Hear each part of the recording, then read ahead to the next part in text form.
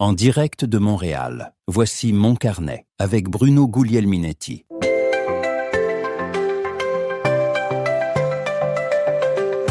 Bonjour, bonsoir, bienvenue à cette nouvelle édition de Mon Carnet. C'est l'édition du vendredi 11 juillet 2025. Cette semaine, on s'intéresse à l'actualité numérique avec un regard à la fois critique, curieux et ancré dans le concret. Je pense que c'est ce qu'on peut dire. On commence du côté de Paris où je vais aller rejoindre Jérôme Colombin pour faire le tour des nouvelles technologiques cette semaine. Il y en avait beaucoup, vous allez voir, on a pas mal de matériel. Puis, retour chez nous pour parler de ce rendez-vous annuel désormais incontournable dans le commerce en ligne. Je parle du Prime Day d'Amazon. Est-ce que c'est encore une simple opération de rabais ou une machine marketing redoutablement efficace? Pour en parler, je vais recevoir à nouveau Luc Dupont qui vient faire un tour encore cette semaine. Luc Dupont qui est professeur en communication à l'Université d'Ottawa. La semaine dernière, on parlait de Jeff Bezos. Eh bien, cette fois-ci, on parle des Prime Day. Vous allez voir, il y a plein de choses intéressantes sur le sujet. Ensuite, je vous propose une rencontre avec David Fayon. Il est expert en transformation numérique et il vient de publier le livre « Informez-vous », un livre dense et éclairant sur la circulation de l'information et le rôle de l'intelligence artificielle dans tout ça. Du côté de Prompt, c'est le retour de la série des rencontres de l'innovation. Cette semaine, Émilie Delvoye échange avec Mathieu Lachaine de chez Centium qui nous présente une technologie destinée à améliorer la sécurité dans les résidences pour aînés. On va aller faire un tour en Suisse avec Thierry Weber qui est là pour nous transporter cette fois à la croisée du vivant et du numérique. Il va nous parler d'un projet scientifique pour stocker nos souvenirs numériques dans l'ADN. Oui, vous avez bien entendu. Et puis, on va terminer tout ça avec Jean-François Poulain qui va nous proposer un entretien sur l'expérience totale en UX. Si vous avez écouté la semaine dernière, vous allez voir, c'est la suite de la discussion avec un autre intervenant, Gabrielle Bernier-Bastien, une spécialiste de l'expérience client qui va partager une approche bien structurée pour mieux penser les parcours des employés comme des utilisateurs des clients. Alors voilà, c'est le programme de Mon Carnet cette semaine. Et puis maintenant, permettez-moi de saluer 5 auditeurs de Mon Carnet, comme à l'habitude. Salutations toutes particulières à Henri Lalonde, Céline Constantin, Sylvie Aubé, Romero Massis et Emmanuel Le Ciel. Merci à vous 5 pour votre écoute et puis merci à vous, que je n'ai pas nommé, mais qui m'accueillez présentement entre vos deux oreilles. Merci également à Prompt d'appuyer la production de Mon Carnet cette semaine. À tous, je vous souhaite une excellente écoute.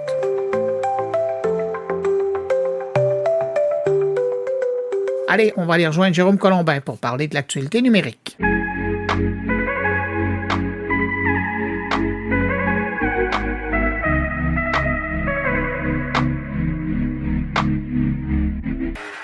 Alors c'est parti pour ce débrief transatlantique premier de l'été. Salut Bruno Guglielminetti à Montréal. Salut Jérôme Colombin à Beyrouth.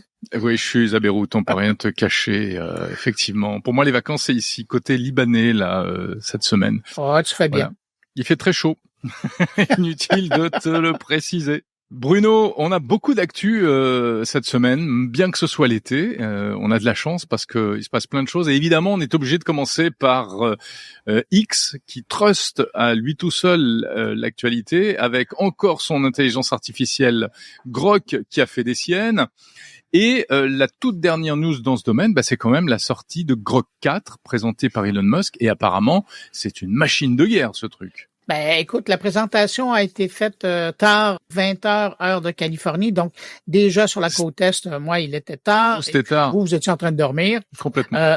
Mais effectivement, on présente l'évolution de Grok et j'ai l'impression...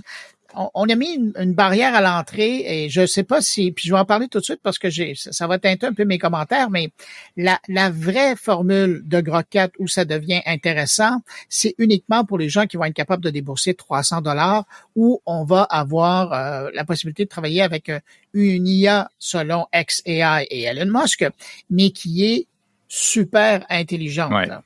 $300, ouais, tu l'as dit. Ouais, et là, il y a deux versions, hein, c'est ça. Ouais. Il y a Grok 4 et il y a Grok 4 Heavy, donc le lourd, le gros, et c'est celui-là qui va coûter $300 par mois.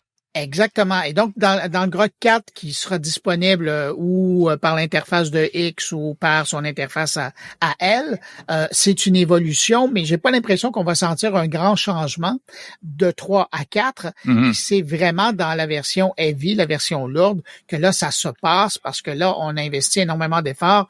D'ailleurs, si le sujet vous intéresse, vous allez faire un tour sur X si vous y avez encore accès. Sinon, vous passerez par mon carnet, l'article, j'ai mis la vidéo qui est là. Et vous avez la présentation qui est faite avec les deux experts qui ont travaillé sur son évolution. Vous avez une tonne de graphiques pour montrer maintenant la complexité de ce que l'IA est capable de générer, de faire, des pirouettes, des saltos, sauf que faut vraiment sortir son portefeuille pour avoir accès à ça. Puis là, évidemment, va falloir laisser le temps pour qu'il y ait des bancs d'essai par des firmes spécialisées dans la chose pour voir comment ça se comporte maintenant et ça se compare aux versions évoluées de Gemini ou même les versions spécialisées là, de ChatGPT ou Claude. Et tu as raison de parler de la présentation. C'était vraiment une présentation en rupture totale avec ce qu'on peut voir parfois dans la tech, où c'est des choses très polies, très marketées, avec des beaux PowerPoint qui font rêver.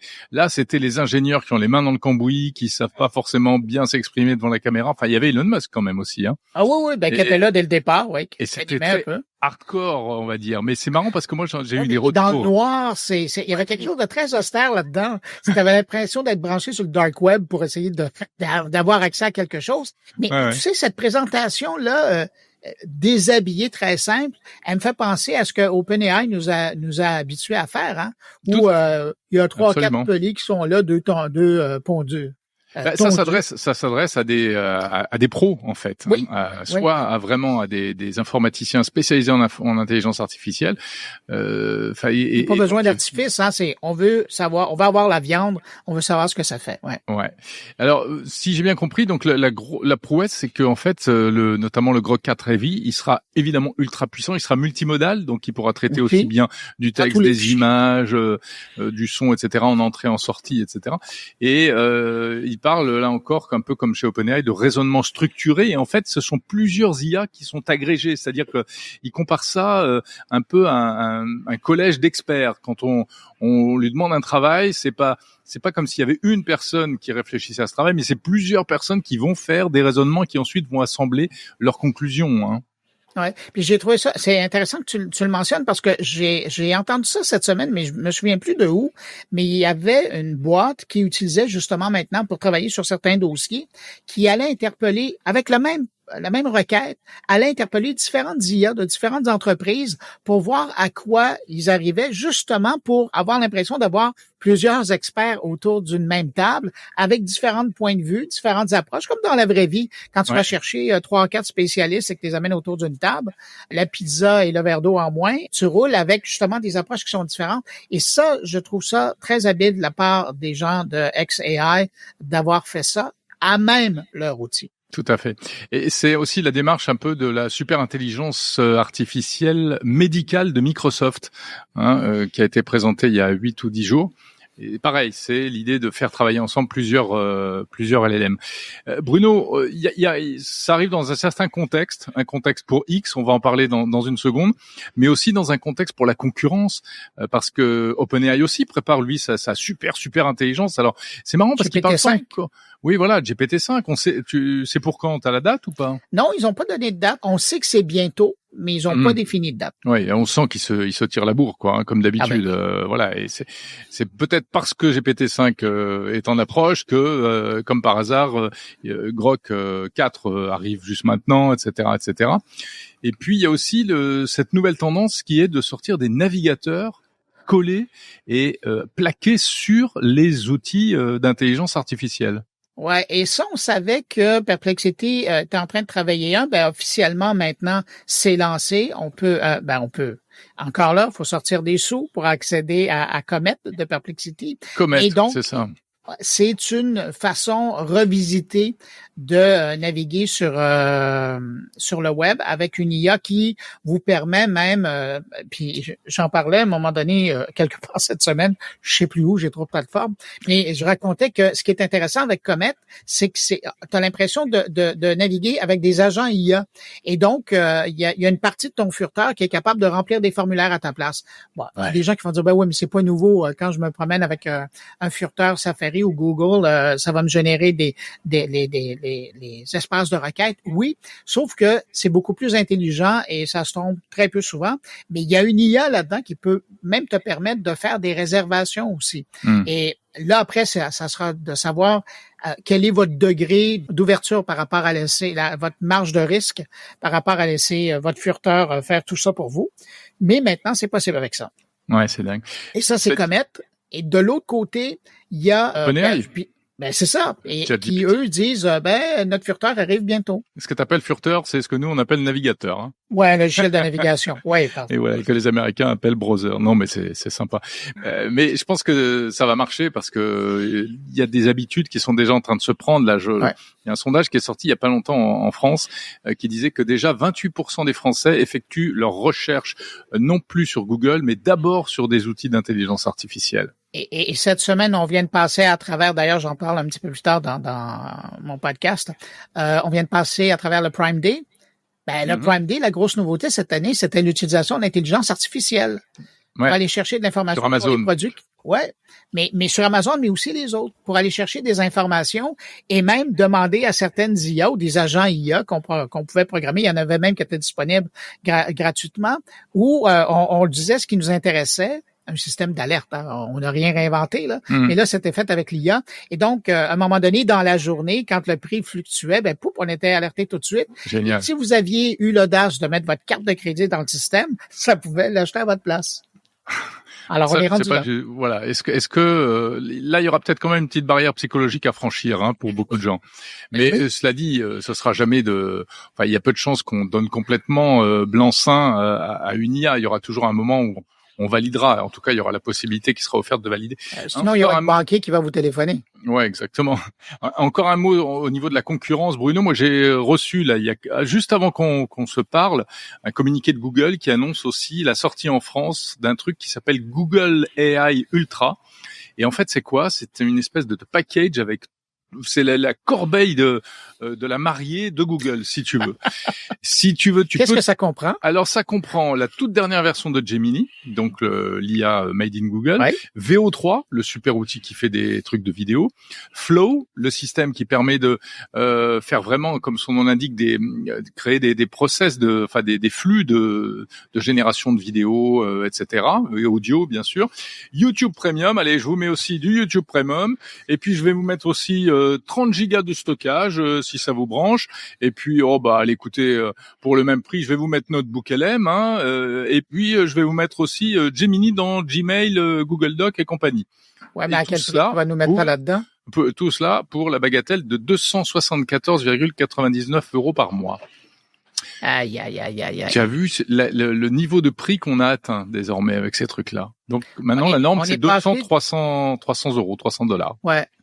Puis tu vois, juste la semaine où ils ont annoncé la VE3 et puis d'autres outils là, d'autres générations de Gemini, ils avaient fait des packages à $200 ou pas 200, pardon, $20 où ils te donnaient accès à ces deux nouveautés-là.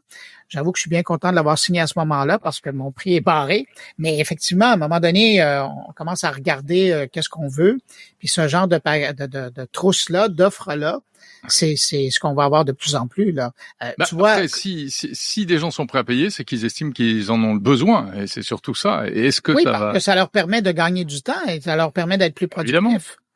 Tu regardes Perplexity, là, on parlait de Comet, il est accessible dans leur forfait max, mais ce forfait-là, c'est $200 par mois. Alors, si tu es un super utilisateur de Perplexity, ça vaut la peine. Ouais. Mais encore là, c'est pas le commun des mortels qui va pouvoir se payer ça. Et là, on parle de prix de licence individuelle. Je sais pas combien ça coûte, par exemple, pour les entreprises, hein, tu vois. Parce que quand Microsoft avait sorti Copilot pour les entreprises, avec des licences à $30 par poste, par mois, on a dit, oh là là, mais ils sont fous, c'est hors de prix. Et d'ailleurs, ils ont du mal à les vendre. Enfin, à ce que les entreprises renouvellent leur abonnement. Donc là, je sais pas ce que ça donne, ces prix-là. Mais pendant que tu es sur Google, il y a une autre annonce pour le commun des mortels qui vit pas en Europe là, ou en France. Dans ton cas, il y a quand même Google a annoncé cette semaine que Gemini arrivait. Puis ça, je voulais absolument te le mentionner pour que les gens qui sont propriétaires de la chose, si vous avez une montre Google, donc une Pixel Watch, maintenant le Gemini arrive dessus. Ah ouais. Ouais, il sera disponible à partir de tout ce qui est Wear OS, là, le système d'exploitation pour tout ce qui est, je veux dire. Oui, tous les trucs que tu portes sur toi, tous les les wearables, comme on dit en France. Exactement, comme en français vous le dites. Je sais que j'essayais d'éviter le mot. J'ai essayé, mais bon, il est trop tard. Les objets connectés portables. Au système d'exploitation portable, oui. Mais donc, c'est ça. Alors, le Gemini arrive là-dessus. Alors, j'ai hâte de voir les gens se promener dans la rue et parler avec leur parler à leur monde. Ben ouais, mais écoute. Et pendant ce temps-là, où est Apple Intelligence sur la Apple Siri. Parce que moi, chaque fois que je parle à Siri sur ma montre ou sur mon téléphone, bon, enfin, on va pas refaire les trucs, mais. Quelle perte de temps. Il comprend plus rien. Ouais. Tout à fait. Bon, voilà. Bruno, pour revenir à X, donc, cette semaine aussi, on est toujours dans X. On est toujours dans X et on est toujours par rapport à Grok. Grosse polémique. Parce que Grok a pété les plombs. Grok s'est pris pour un nazi. Grok a chanté les louanges d'Adolf Hitler. Grok a sorti les pires insanités antisémites. Pas seulement des théories racistes à droite à gauche, des trucs pas du tout politiquement corrects. Alors je pense qu'il faut qu'on explique à nos auditeurs ce qui s'est passé. Ben, c'est parti. En tout cas, l'histoire dont on a parlé le plus, c'est qu'à un moment donné, il y a justement une utilisatrice de Grok, Sandy Steinberg, qui a été ciblée par les réponses de Grok suite à des commentaires qu'elle avait publiés. Et là, Grok s'est mis à faire des amalgames avec cette personne-là. Et tu avais vraiment l'impression que c'était quelqu'un qui n'aime pas nécessairement la communauté juive, qui répondait. Et là, puis ce qui est pernicieux dans cette histoire-là, c'est que il y avait une réponse qui se tenait, sauf qu'il a commencé à rajouter des informations qui, là, faisaient de lui vraiment un raciste. Qu'on lui avait pas demandé, en fait. Non, exactement. Et là, tu dis, mais ça vient d'où, ça? Parce que la première réponse, bon, c'est un jugement de valeur, mais ça s'arrête là. Mais là, il rajoutait des couches. Et puis après, on a vu d'autres histoires comme ça qui sont arrivées. Et c'est un peu comme, j'allais dire, la famille des moi aussi, là. Une fois qu'on commence à sortir de cette histoire-là, on voit apparaître d'autres incidents qui sont arrivés où les gens en ont plus ou moins parlé parce qu'ils ont, bon, ils ont été surpris, mais ils en ont pas fait tout un plat. Mais voyant qu'il commençait à y avoir une débâcle, ben, là, on s'est mis à publier sur les réseaux sociaux d'autres cas, d'autres histoires où c'est arrivé comme ça. Ouais. Et là, ça fait qu'à la fin de la journée, à force, moi, j'ai vu 5-6 cas majeurs là, apparaître et qui mettaient Grok dans les beaux draps. Mais alors, ce qu'il faut dire, c'est que, bon, d'une part, Elon Musk a toujours dit effectivement qu'il voulait que Grok soit une IA anti-woke, entre guillemets. Hein, la liberté de parole. Voilà, le free speech dans toute sa splendeur. Donc, il le présentait comme quelque chose qui aurait moins de filtres que ChatGPT, par exemple. Et en plus, il venait d'annoncer une mise à jour de Grok. Parce qu'en fait, la version qui a déraillé, c'est une version qui a été mise en ligne, c'est la 3, mais améliorée, qui a été retouchée. Et après, il y a quand même eu des correctifs très vite. C'est-à-dire que tout le monde est, déjà, il y a des propos qui tombent sous le coup de la loi, qui ont été repérés, etc. Et ils ont quand même assez vite rectifié le tir. Mais je sais pas comment ça se passe de ton côté de l'Atlantique, mais moi, je vois ici en France. Alors bon, je suis pas en France là aujourd'hui, mais évidemment, je reste connecté. Si tu regardes vers ça très très près. Si je retourne un peu la tête sur la gauche, je vois très très bien ce qui se passe. Et alors, ça y est, chez nous, c'est n'importe quoi, parce que ça a été une récupération politique. C'est ça. Ah ouais. C'est parti. J'ai vu passer des tweets, mais hallucinants, de responsables politiques que je ne nommerai pas, qui en fait, qui parlent de Grok comme si c'était une personne. Tu vois, en disant que... Même les titres de certains médias français. Mais oui, mais c'est complètement fou. Ben oui. Alors, on voit ce qu'il y a derrière. En fait, c'est pour se payer Elon Musk, parce que Elon Musk, de toute façon, c'est l'homme à abattre vu de France. Donc, si Grok est antisémite, ça veut dire que Elon Musk est antisémite. Rappelez-vous, il avait fait le salut nazi, etc. Bon, moi, je trouve ça surréaliste. Et encore une fois, c'est pas pour prendre la défense d'Elon Musk. Et je comprends que ces propos, c'est pas des propos d'ailleurs, que ces mots apparaissant sur les écrans aient pu choquer évidemment beaucoup de personnes, et c'est très choquant. Mais attention, les amis, mais il faut raison garder. C'est une IA. De quoi on parle? C'est du software et c'est une machine. C'est pas Elon Musk. Il assemble une suite de mots qui semblent faire du sens. Ouais. Voilà. Donc c'est n'importe quoi en fait. Et je te dis, il y a une récupération politique que je trouve odieuse parce que sous prétexte de vouloir se payer Elon Musk et tout ce qu'il représente, on dit n'importe quoi et ça donne une image de la technologie, une vision des choses totalement totalement déviée en réalité, je trouve. Ouais. Voilà. Mais bon, là ça se produira plus parce qu'il y a Grok 4. Bah oui, on verra si Grok 4 est plus... Mais cela dit, c'est intéressant en plus de comprendre... Il y a personne qui est à l'abri de ce genre de dérive-là. Mais exactement. Mais de toute façon, l'IA hallucine, on n'arrête pas de le répéter, que ce soit aussi pour les images, pour plein de choses. Et c'est vrai que c'est très difficile de lui lâcher la bride. Donc effectivement, de moins le filtrer au niveau du fine-tuning, tout en évitant qu'il dérape. Mais moi, j'ai remarqué un truc aussi sur X, c'est que, attention, c'est pas innocent tout ça. Tous les posts où Grok dérape et dit n'importe quoi, pourquoi il fait ça? C'est toujours en réponse à des propos ou à des profils qui eux-mêmes sont loin d'être irréprochables. Ce sont généralement des gens qui sont extrêmement provocateurs, extrêmement haineux, etc., qui sollicitent Grok, ou bien c'est dans des discussions où il y a des gens qui ont des profils hyper provocateurs. Hein, si tu remontes les profils des gens, les fils, etc., tu vois qui sont ces gens-là. Et Grok, c'est pas une intelligence. Enfin, c'est de l'intelligence artificielle. Donc, c'est pas de l'intelligence. Il faut le rappeler. Ça n'a rien à voir avec l'intelligence. Et il s'adapte. Et ce que fait le mieux une intelligence artificielle, c'est dire ce qu'on a envie d'entendre. Donc, surtout qu'elle est programmée pour ça. Mais voilà. Donc, il est au milieu d'un troupeau de complotistes. Il va parler comme un complotiste. Exactement. Et voilà. Ouais. Bon. Mais merci pour cette précision. On l'a pas dit souvent. Ça m'a énervé parce que voilà. Ça paraît pas. Moi, j'aime pas quand on quitte la raison, si tu veux. Quand on rentre dans le champ de la déraison, et en plus, souvent pour de mauvaises raisons, encore une fois, c'est-à-dire de la récupération politique pour servir son discours, sa paroisse, etc. Bon, autre chose, est-ce que tu crois que c'est à cause de tout ça que Linda Iaccarino a claqué la porte? Au début, je me disais peut-être, mais finalement, avant la débâcle, et c'est le New York Times qui en parle, au début de la semaine, même je pense que c'est en fin de la semaine passée, Linda Iaccarino parlait déjà avec des collègues d'un départ de X. Alors on va rappeler, pardon Bruno, rappelle qui est Linda Iaccarino. C'était donc c'est la directrice générale, c'est la grande patronne officiellement, administrativement, du réseau X que Elon Musk a été chercher il y a 2 ans. Et c'était quelqu'un qui était très estimé du domaine du marketing, de la publicité aux États-Unis. C'était une grande patronne de l'empire NBC, Universal.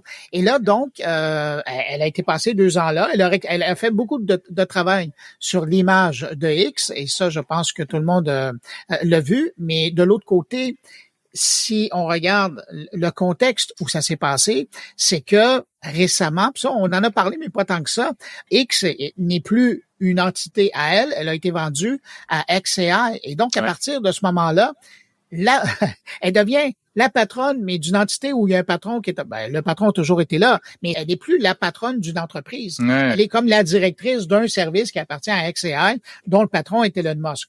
Vous me direz, oui, mais le propriétaire de X, c'était Elon Musk aussi, et ça l'est toujours. Vous avez raison, sauf que lorsqu'ils ont pris leur entente au départ, c'était clair que lui, il faisait ses trucs de son côté, il faisait la recherche du développement, et elle menait la barque. Et surtout pour le commercial, elle était censée faire revenir les annonceurs. Et ce boulot-là, elle l'a fait.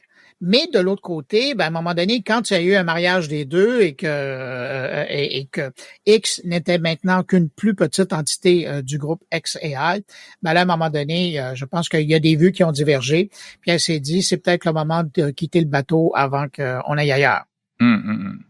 Ouais, c'est peut-être beaucoup plus pour des raisons, effectivement, tu as raison, comme ça, de management, de hiérarchie, de business, d'organisation de travail, qu'autre chose. Hein. Et c'est peut-être de quitter avec le peu de crédibilité qui lui reste, parce que à force d'essayer de défendre sur la place publique, c'est elle. Hein? Elon Musk, quand il y a un problème, là, il envoie il envoie une petite publication sur son réseau, c'est fini là. Mais c'est elle qui se tapait les grandes conférences dans toutes les grandes les grands événements de marketing et de communication aux États-Unis. Et c'est elle qui, pendant 30 minutes, devait tenter de répondre aux questions de tout le monde qui voulait les accuser des pires crimes sur la planète. À un moment donné, quelqu'un se tanne de ça. Là. Et puis, voyant que du côté d'Elon Musk, son grand patron, ben là, maintenant, il a parti son parti politique, mes affaires sont pas réglées. Moi, je pense que c'est le temps de changer d'entreprise. Ouais, tout à fait. Ouais. Je te propose qu'on referme le sujet X. Okay. Il faut qu'on prenne le temps pour parler. Il y a encore plein d'autres sujets, mais notamment. Il y a plein de trucs cette semaine. Allez, on va aller un peu plus vite, si tu es d'accord, sur Apple, qui apparemment aurait l'intention de peut-être retoucher un petit peu cette fameuse magnifique interface qu'ils sont en train de nous préparer, qui est pour l'instant uniquement, qui a été présentée au mois de juin, qui pour l'instant n'est encore qu'en version bêta, mais avant même la sortie officielle, voilà qu'ils seraient en train de retoucher le système qui s'appelle Liquid Glass, qui est donc cette espèce de nouvelle esthétique qui devra arriver sur l'iPhone notamment, avec des boutons un peu transparents. Mais c'est quoi? Donc finalement, ils laissent tomber là dans les dernières versions de la bêta. C'est plus exactement ce qui avait été présenté en juin. Ben, ce qui avait marqué l'imagination des gens, en tout cas du public qui était là, puis les gens qui ont vu les démonstrations, c'était justement l'effet de transparence du système d'exploitation, en tout cas de l'interface du système d'exploitation sur le téléphone. Donc, tu étais sur une application, puis tu pouvais bouger, puis il y avait des boutons qui apparaissaient sur ton écran, mais sans rien enlever derrière. Le problème, c'est la réaction des designers de toutes ces millions d'applications-là qui se disent « Ouais, mais là, vous êtes en train de défaire ce qu'on est en train de faire là. Faut comprendre, quand on développe une application, il y a toute une interface qui est pensée pour arriver à créer des gestes, pour donner une expérience à l'utilisateur. Ouais. Et là, du jour au lendemain, Apple arrive avec son approche de Liquid Glass. Ben oui, on va faire apparaître nos boutons là. Alors, ça sera plus tassé. Ça va être par-dessus ce que vous êtes en train de faire. Puis à modifier vos affaires, arrangez-vous avec le problème, parce que nous, c'est l'approche qu'on arrive. Alors, d'une part, ça a été ça, il y a eu énormément de grogne du côté des développeurs, puis de l'autre côté, ça a été des usagers. Parce que bien que l'effet peut être intéressant, c'est pas... c'est pas ouais, oui, c'est ça. Enfin, c'est pas un peu bizarre. C'est pas naturel de voir. À un moment donné, tu sais, puis là, ça, c'est beau quand c'est une bonne vue, mais il y a des gens qui ont des problèmes avec leur vue, là. Moi, j'ai l'impression qu'ils vont les chercher longtemps, les boutons, qui font en surimpression sur d'autres applications qu'ils voient. Il y a bien des gens qui vont passer à côté. Alors, c'est une bonne chose, je pense, de voir que d'ici la sortie de iOS 26, qui est la nouvelle appellation du système d'exploitation qui va sortir cet automne, là, ben là, on va revoir Liquid Glass et peut-être que ça sera moins Liquid Glass que ce qu'on avait vu lors de la présentation. Ce sera peut-être liquide, mais ce sera moins glace, quoi. Ou l'inverse. Ouais, parce que l'idée, c'est de faire une espèce de verre transparent, hein. Donc, on a l'impression que les boutons sont posés sur le verre, etc. On veut donner une fluidité d'expérience, hein. C'est pour ça qu'on parle de Liquid Glass, là, mais bon. Bon, bah écoute, on verra bien. Hein. De toute façon, la version finale donc sortira en septembre, hein, pour nous. Et dans les évolutions de la version bêta, effectivement, on a l'impression qu'il y a un peu moins de transparence et des choses qui commencent un peu à s'assombrir, mais comme tu l'as dit, c'est beaucoup plus visible. Oui, puis d'ici septembre, il y a peut-être une ou deux petites versions bêta qui vont apparaître, fait qu'on va déjà avoir une bonne idée. Ouais. Après, c'est le rôle d'une bêta, justement, de se frotter à la réalité, y compris aux développeurs, et donc d'évoluer et de pas forcément ressembler à ce qui arrivera en Et c'est tout ça qu'on oublie souvent. C'est qu'il y a des gens qui sont quand une fois que le produit sort pour tout le monde en version officielle finale, et puis se souviennent de ce qu'ils avaient entendu par des gens quand il y a eu la présentation au début, des mois auparavant, ils disent ouais, mais c'est pas ça qu'ils avaient annoncé. Ben non, mais justement, on a annoncé ce qu'on veut faire. Maintenant, on le teste en bêta, et puis en fonction des réactions des utilisateurs, on ajuste pour que l'expérience soit bonne. Ouais. Bruno, de ton côté toujours de l'Atlantique, une drôle d'affaire cette semaine. C'est une affaire on va appeler ça de la cybercriminalité assistée par intelligence artificielle, et en plus dans le champ politique, un escroc a réussi à cloner, enfin ça c'est pas très dur aujourd'hui, la voix de Marco Rubio, le secrétaire d'État américain, mais surtout à passer des appels, alors principalement sur la messagerie Signal, enfin des appels, pas des appels, il envoyait des messages textes, mais là il a pas besoin de cloner sa voix, mais aussi il envoyait des voice, enfin des messages audio, qui reproduisaient la voix de Marco Rubio.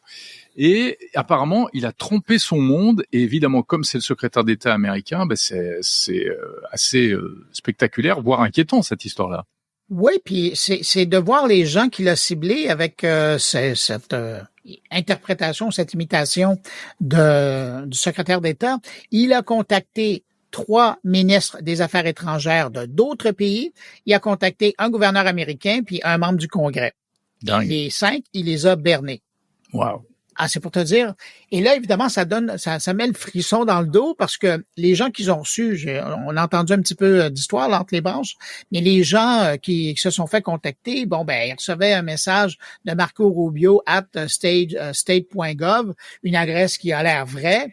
Après, ils entendaient la voix de Rubio.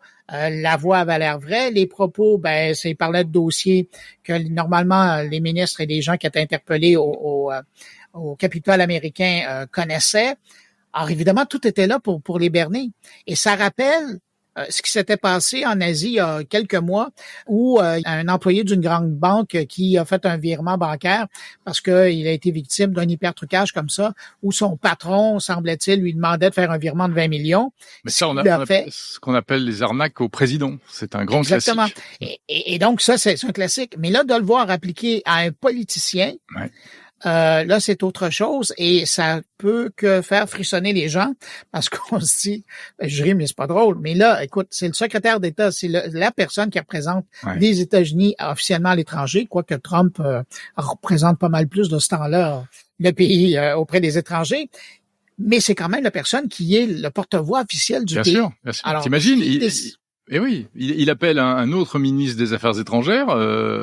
Voilà, ouais, salut, c'est Marco. Dis-moi, qu'est-ce que vous faites la semaine prochaine en Afghanistan ou qu'est-ce que vous faites là par rapport à Gaza et tout Ou je voulais juste stratégie Puis imagine, je voulais juste avertir un appel de courtoisie pour t'aviser qu'on va faire une opération à tel endroit. Et là, se décline tout le reste. Ah ouais, mais nous, on pensait que vous alliez faire vraiment une attaque. Alors, on s'est préparé à l'avance, puis on a attaqué les premiers. Mais tu sais, en plus, je trouve que je pense que malheureusement, le personnel politique, et y compris à très haut niveau, n'est pas forcément ce qui se fait de mieux en matière de connaissance du numérique et de risques cyber.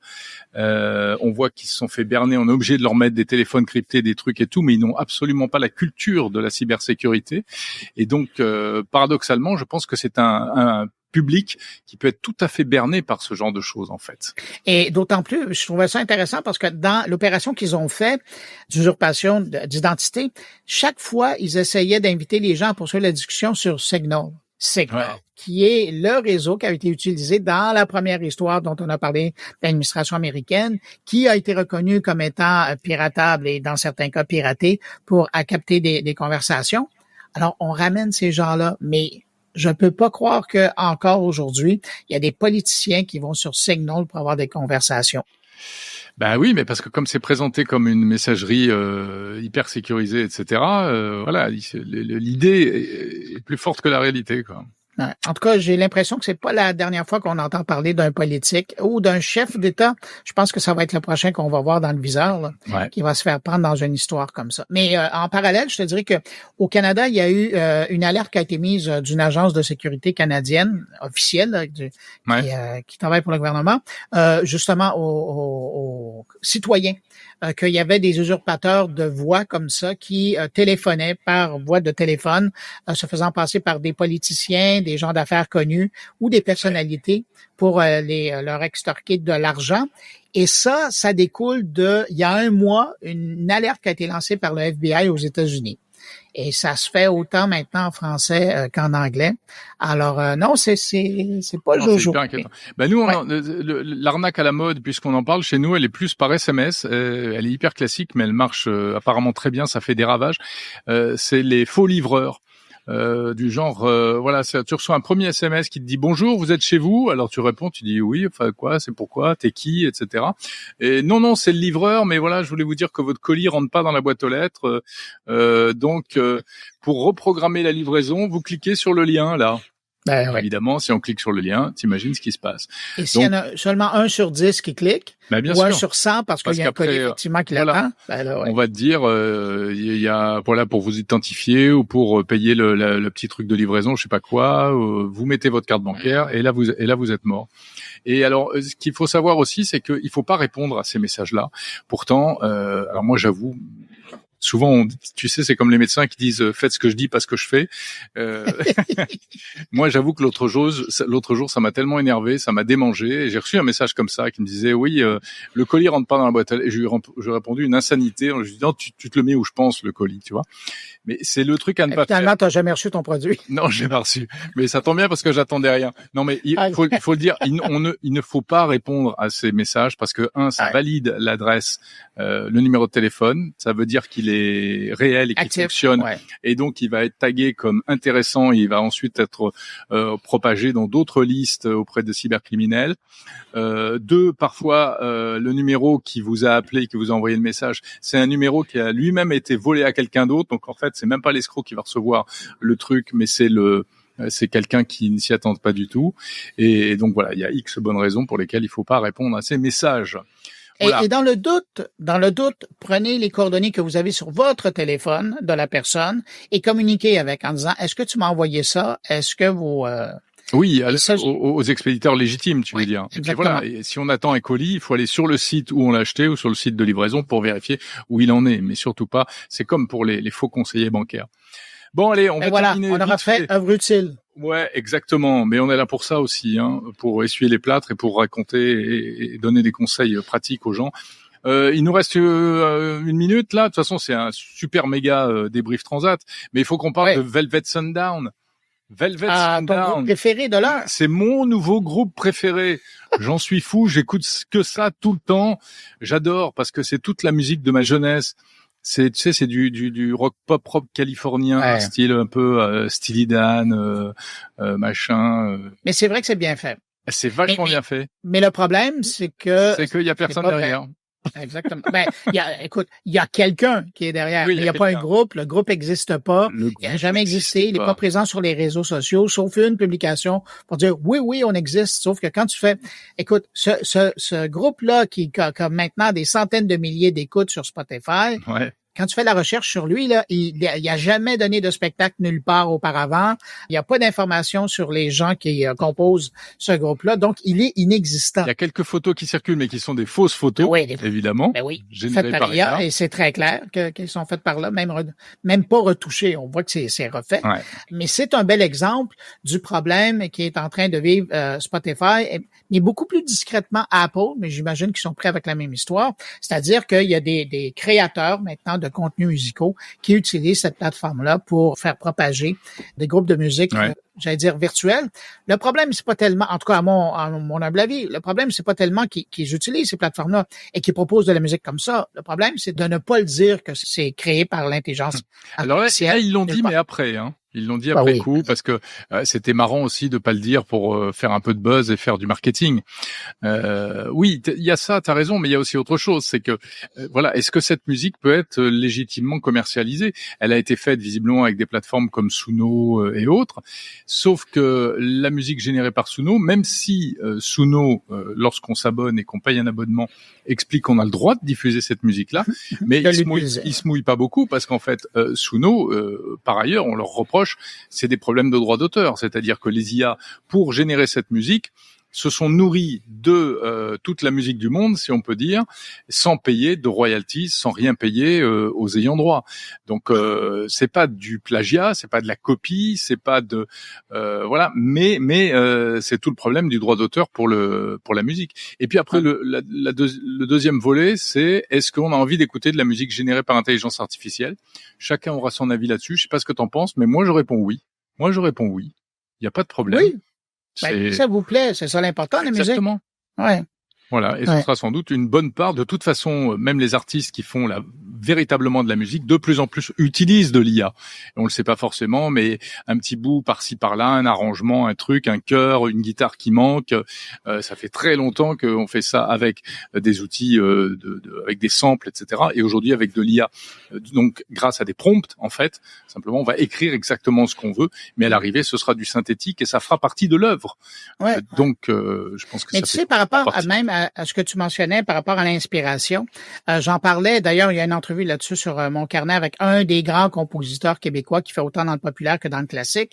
Et il me disait en entrevue, il y a pas tellement longtemps, parce qu'on parlait d'une œuvre qui avait été créée par une IA pour un orchestre, je pense que c'était en Allemagne ou en Hollande, non, en Allemagne. Et il me disait, tu sais, Bruno, tous les compositeurs à toutes les époques ont été influencés par d'autres auteurs qu'ils ont écoutés. Bien sûr. Et puis il y a plein d'œuvres où on entend des extraits ou des échantillonnages d'autres œuvres qui ont été faites par d'autres compositeurs. Fait que le fait d'être influencé, d'être inspiré, il y a rien de nouveau. Puis l'IA, c'est pas un crime en soi, non. Parce que c'est là depuis longtemps. Après, c'est de voir, tu sais, par rapport aux questions de plagiat et aux droits quand même qui sont à régler. Parce que effectivement, il y a un moment donné, quand tu utilises des Suno et autres, si tu demandes à te faire une musique dans le style de, puis dépendamment du type de requête que tu fais, quand tu arrives vraiment à paramétrer... T'as pas le droit. Tu peux, si tu dis fais-moi une musique dans le style de David Bowie, je sais pas quoi, il te dit non, hein. Faut lui expliquer avec d'autres mots, en fait. Mais c'est là où j'allais. C'est que là, maintenant, tu peux plus. Mais il y a pas tellement longtemps, quand ils l'ont lancé, c'était plus mollasse. Mais là, maintenant, ils sont assurés d'encadrer la partie créative et de requête là, par rapport à la musique. Ouais. Bruno, voilà pour notre super long grand débrief transatlantique de l'été. Le méga big, huge. Le méga big. Et donc, cette semaine, moi, je vais faire dans le bio. Mais pas du tout le bio pour les tomates ou les carottes. Attention. Je vais faire dans le biohacking, avec un spécialiste qui traque sa santé avec toutes sortes de capteurs. C'est une interview que j'avais diffusée il y a quelques mois et qui est super intéressante. Donc je me suis dit tiens, on va la repasser. C'est Arnaud Auger. Et puis je fais dans le bioprocesseur aussi. Et ça c'est pareil, c'est une rediffusion, mais ça vaut vraiment le coup d'écouter cette semaine dans Monde Numérique. J'allais dire dans mon carnet. Dans Monde Numérique et puis en version intégrale la semaine prochaine. Voilà. Donc, tu es en train de me dire que tu proposes une version bio de ton podcast. Complètement. Mais de toute façon, c'est bio et moi, c'est authentique, bio, artisanal, roulé sous les bientôt aisselles. Dégradable. Bientôt dégradable. Ah. Bruno. Jérôme, bon séjour et puis on se reparle très bientôt. Ouais, merci. Toi aussi. Ciao.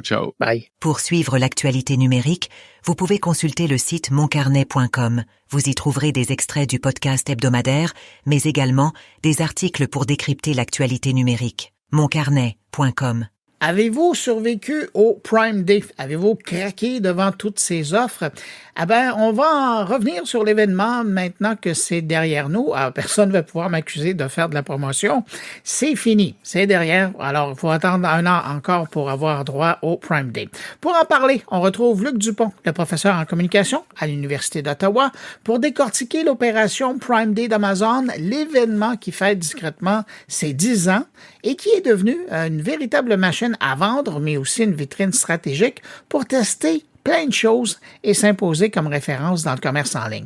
Bonjour, Luc Dupont. Bonjour. Luc, évidemment, on ne peut pas passer à côté. Prime Day, on vient de passer à travers. Est-ce que tu as survécu? Rassure les gens. J'ai survécu, comme toujours, très curieux d'aller jeter un petit coup d'œil du côté des rabais. Je me suis aperçu cette année que... Il y a des choses impressionnantes, hein? Oui, et dans certains cas, la stratégie, elle est aussi ajustée en fonction du moment de la journée. Alors ça, pour moi, c'est une première. Écoute, encore une fois, tu comprendras qu'intuitivement, là, j'ai pas compté tout ça, mais à l'œil, ce que j'ai remarqué, par exemple, à Apple, en fonction du moment de la journée et de la semaine, pour le même produit, le rabais n'était pas le même.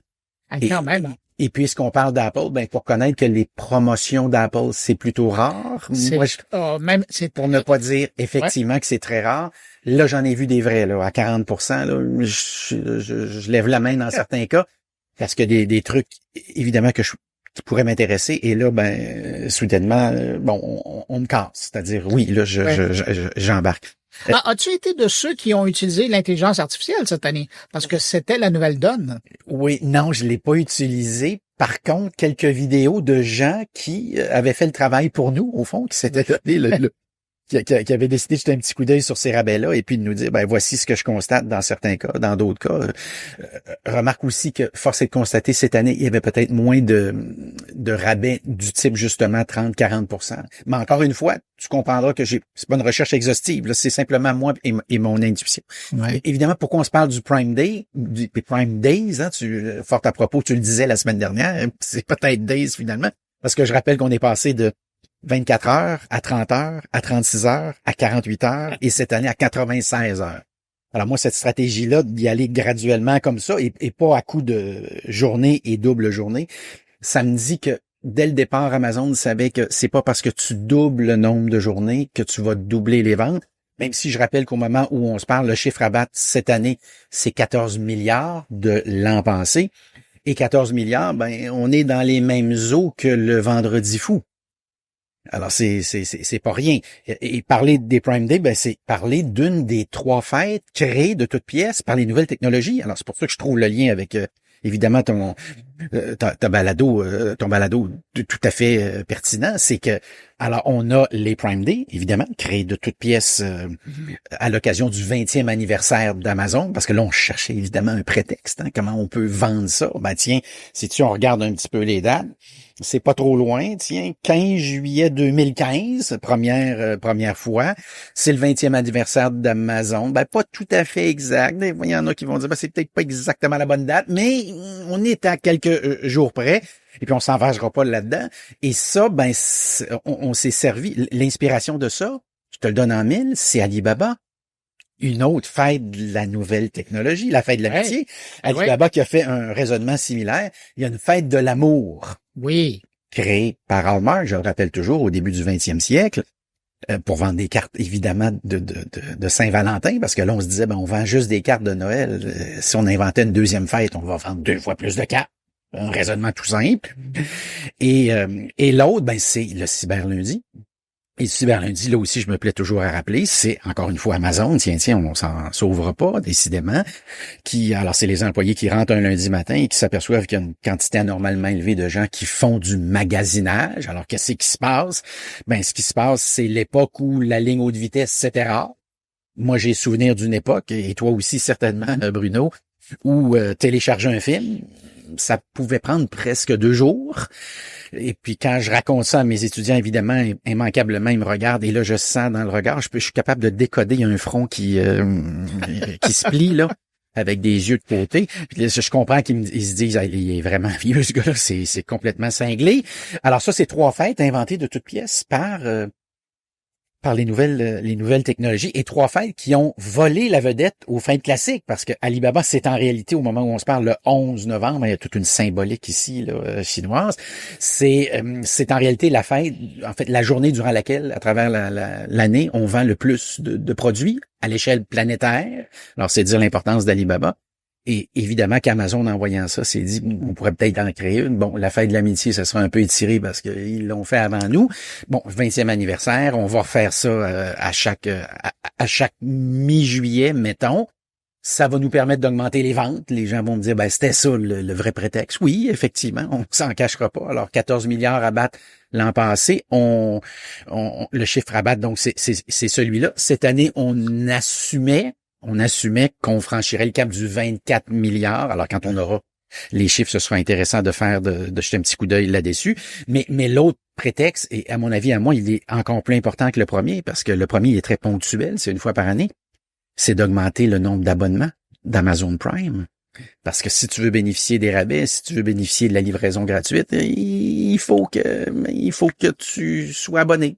Puis on s'entend que pour certains produits, quand on parle de réduction de 30-40%, ça comble amplement le coût d'un abonnement, là. Il y a vraiment des bonnes affaires à faire de ce côté-là. Oui, et je reviens à l'exemple qu'on se donnait en début d'intervention. Juste mes écouteurs Apple, mettons, prendre cet exemple-là. Ça, c'est les AirPods 2. Oui, exact. J'ai vu faire AirPods Pro 2, oui, que j'ai vu passer. Et juste ça, t'es déjà dans le profit, dans ton argent. je dirais certain.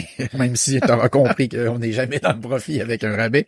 Ça me fait penser aux gens avec qui on magasine et qui disent en sortant, j'ai économisé $50. T'as payé moins cher, c'est tout. Oui, effectivement. Alors, dans le cas des abonnements, l'idée qui est géniale, en 2015, alors je reviens avec l'année où on débute tout ça, on a 54 millions d'abonnés. Et roulement de tambour, en 2023, pour les derniers chiffres disponibles, on est rendu à 230 millions. Quand même. Alors, c'est x4 et c'est presque x5. Alors ça, c'est une rentrée d'argent annuelle, constante. Deuxième bonne raison.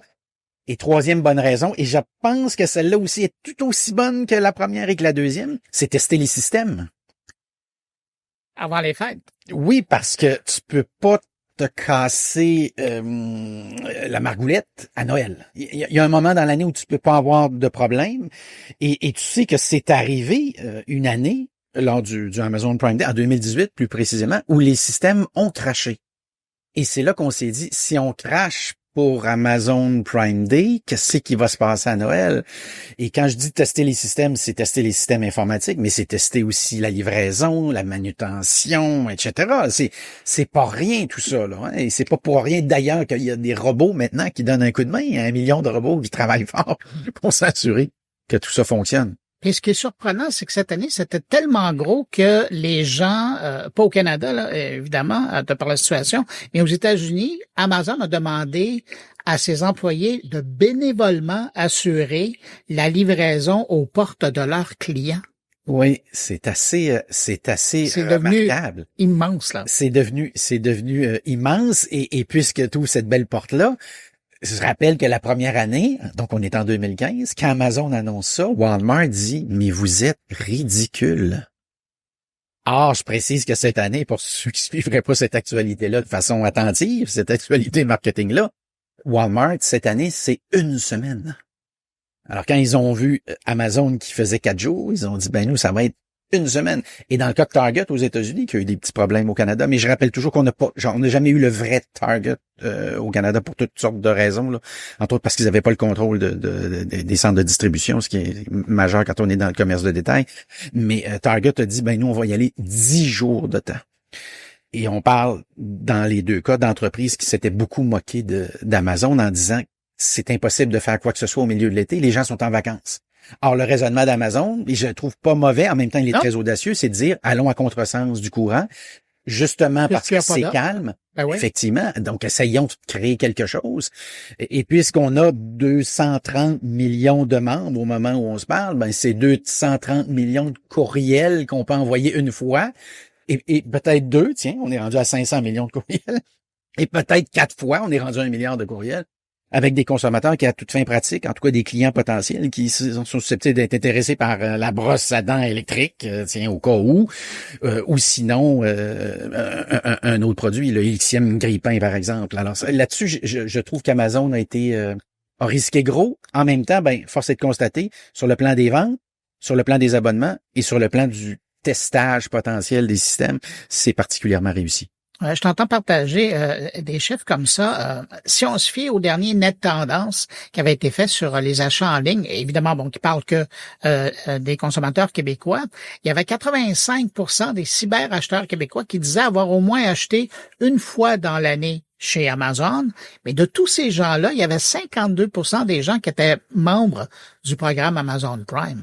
Donc, au Québec, puis on s'entend là depuis cette enquête-là, il y a eu le mois de janvier, il y a eu un désintérêt, pour ne pas dire une opposition à certains marchands américains. Probablement que ça a descendu un peu, mais somme toute, il y a quand même un important segment de la population québécoise, canadienne et, puis je dirais mondiale, parce que c'est quand même dans une vingtaine de pays que ça se passe, un intérêt donc à à retourner en ligne pendant l'été pour aller participer à cet événement-là. Oui, et visiblement, Amazon, ce que tu viens de décrire, le sait, le sent bien sur le terrain. Donc, ils ont cette année, au Québec plus précisément, tu as peut-être vu cette stratégie-là, ils ont dit, on va créer une section Québec. Alors, tu arrives sur Amazon et on dit, voici tous les rabais des entreprises québécoises. Je trouve ça brillant, franchement. Et 2, ils ont dit, tiens, utilisons les médias traditionnels. Alors, un exemple parmi tant d'autres que j'ai vu. Alors, TVA le matin, à heure de grande écoute, ils ont dit, on va avoir quelqu'un qui, à un moment donné, l'espace d'un instant, ce qu'on appelle communément un publi-reportage, où là, on va avoir 4, 5, 6 minutes avec l'ensemble des produits québécois, tout ça payé par Amazon, je le précise, et qui dit, voici l'ensemble des produits qui sont en rabais. Alors, on comprend ici qu'il y a une double entente aussi avec ces entreprises-là, parce que celle-ci est là, mais pas celle-là. Évidemment, il y a rien de gratuit au pays du marketing. Et au-delà de ça, le code QR qui te permet instantanément d'embarquer et d'avoir accès à la page Québec. Je trouve ça très brillant. Et ça, très habile. Oui, c'est très habile. Et ça me dit qu'il y a quelqu'un chez Amazon Canada, Amazon Québec, qui a vu tout ça, ce que tu viens de décrire, et qui a dit, il faut absolument tenter de contourner un petit peu tout ça, et on devra donc développer conséquemment une stratégie très, très québécoise. Et ça, pour moi, c'est un bel exemple de ça. Mais Luc, il y a quelque chose qu'il faut que tu m'expliques. Parce que tu le disais, ça fait 10 ans, t'as pas nommé le 10 ans, mais quand on compte vite, là, ça fait 10 ans que ça existe. Pourquoi, selon toi, ils n'ont pas joué sur le 10e anniversaire de Prime Day? Oui, parce que nous parle dans les communications, c'est... Non, ce n'est jamais mentionné, effectivement. Remarque, l'autre problème, et là, je voudrais pas m'enfarger dans les fleurs du tapis, mais mettons qu'on fait l'exercice pour le plaisir. Rapprochons-nous. Peut-être qu'il nous dirait, c'est un peu compliqué. Sur le plan des dates, ça colle tout à fait. Au début, c'était en juillet. Rappelle-toi que momentanément, durant la COVID... Pendant la pandémie, ça a été déplacé au mois de novembre. On a déplacé. Ouais. Après ça, on a dit, c'est pas une fois, c'est 2 fois. Ouais. Après ça, c'est pas 24 heures. C'est bon, on a fait la séquence tantôt. On s'est aperçu qu'on est allé un petit peu comme si on jouait au piano. Est-ce qu'ils se sont dit, tiens, ça faudrait plus de temps à expliquer, ouais. Oui, effectivement. Ouais. Même si, mais tu as tout à fait raison. Ça fait effectivement 10 ans. Puis visiblement, à la lumière de ce qui se passe actuellement, on peut penser qu'ils vont toujours le refaire pour les années à venir. Est-ce que c'est ça? Je le sais pas, parce que là, il y a quelqu'un qui lèverait la main en disant, oui, mais l'année où vous l'avez fait 2 fois, ça compte. Remarque au pays de l'anniversaire, je cite toujours l'exemple du Canadien de Montréal, qui a fêté son 100e anniversaire pendant, je dirais, 2 ans et demi, à peu près. C'est-à-dire qu'on l'a fêté comme un petit peu avant, que ça arrive, un petit peu pendant. Mais c'est une belle opportunité pour faire du merchandising, du bruit, de la communication. Exact, parce que, encore une fois, si c'était pas important ce prétexte-là, il nous aurait pas dit, c'est le 20e anniversaire de création et on vient d'avoir une idée soudainement. La réalité, c'est plutôt, on a vu Alibaba faire le coup en Chine, ça a l'air à très bien fonctionner. Est-ce qu'on pourrait pas répéter le même genre d'exercice ici? On va simplement déplacer les dates, on jouera pas sur la symbolique parce qu'on est moins fort là-dessus en Amérique du Nord. Et puis, essayons quelque chose. Mais un dans l'autre, ça nous rappelle comment le commerce de détail il est devenu important. Et je précise à nouveau que sur le plan des ventes, on a dépassé le vendredi fou et le cyber lundi. Et on est au milieu de l'été. Je trouve ça remarquable et ça prouve encore une fois comment les nouvelles technologies, lorsque tu les lis au marketing, ça peut donner des résultats de ce type-là. Et tu précisais un petit peu plus tôt aussi une 20aine de pays. Alors, il n'y a plus de frontières non plus. J'entends souvent des gens me dire maintenant, on fête des fêtes qui ne sont pas nos fêtes à nous, historiquement. Puis effectivement, c'est pas faux. En même temps, ce que ça prouve, c'est qu'au pays de la technologie, encore une fois, des nouvelles technologies, il n'y a pas de frontières. Il n'y a pas de frontières, exact. Luc Dupont, c'est toujours fascinant. Merci d'être passé pour une seconde semaine pour parler d'Amazon et ce monde-là. C'est un plaisir. Luc Dupont, je rappelle, professeur en communication à l'Université d'Ottawa. Écoute, je te dis à la prochaine parce que je sais pas ce que l'information nous réserve. Est-ce que ton agenda nous réserve? Mais c'était très apprécié de t'accueillir encore cette semaine. Merci, Bruno. Salut, Luc.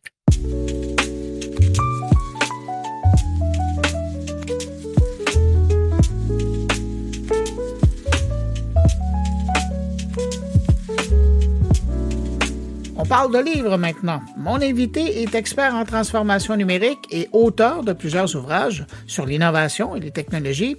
David Fayon vient de publier Informez-vous chez l'éditeur à part, c'est le nom de l'éditeur, c'est l'éditeur à part, un livre dense et passionnant sur l'évolution des modes de transmission d'information, les risques de désinformation et le rôle que peut jouer l'intelligence artificielle dans ce nouvel écosystème. J'avais le goût de vous présenter ce livre que j'ai bien aimé. Alors, je l'ai invité, il a accepté, on le retrouve à l'instant. Bonjour David Fayon. Bonjour Bruno. David, vous écrivez que la bonne information conduit à la meilleure décision possible. Selon vous, quels sont aujourd'hui les principes menacés à l'accès à une information réellement fiable et pluraliste? Alors, déjà, c'est les limites que chacun peut se mettre en disant ça, c'est une information qui n'est pas sûre, ça, c'est une information qui est complotiste, ça, c'est une information qui est contraire à mes opinions, donc je ne vais pas la suivre. Or, la richesse de toute société fait qu'il faut pouvoir repérer des signaux faibles. Et pour repérer des signaux faibles, il est nécessaire de suivre des personnes, bien sûr, qui vont penser et raisonner comme vous, mais des personnes qui ont une vision différente, qui ont des cultures différentes. Et toute la mixité qu'on peut trouver en entreprise doit se retrouver dans les informations que l'on va pouvoir scruter dans la vraie vie, comme sur Internet, de façon à avoir une vision à 360 degrés. Un petit peu à la LinkedIn, où finalement la recommandation, c'est pas simplement le N+1 et le N+2, mais c'est également le collaborateur, le client, le fournisseur, etc. Au début du livre, vous faites un schéma qui retrace l'évolution des modes de transmission d'information. Ça va de la transmission orale, de la transmission écrite, jusqu'à aujourd'hui. Évidemment, il y a l'Internet, là, mais ça va jusqu'à aujourd'hui, jusqu'à l'IA générative. Comment cette échelle influence la capacité du citoyen à exercer son libre arbitre? Alors, c'est plus difficile parce que, si vous voulez, les IA génératives, c'est du pré-mâché, facile à consommer. C'est un peu comme le snack, les produits transformés. Or, dans la vraie vie, il est important de prendre des ingrédients sains qui sont en début de chaîne alimentaire. Prendre une pomme, une carotte, etc. C'est mieux que de prendre une pizza déjà faite. La pizza déjà faite va couper l'appétit, mais néanmoins, elle va être moins riche d'un point de vue nutritif. Avec une IA générative, c'est très rapide d'avoir une réponse à un prompt. Mais après, il y a l'art de prompter qui va permettre d'aiguiller et d'avoir la meilleure décision possible. Mais ça fait gagner du temps, mais à condition d'après de pouvoir revenir à la source et pouvoir savoir quels ont été les sites consultés pour aboutir à telle ou telle décision.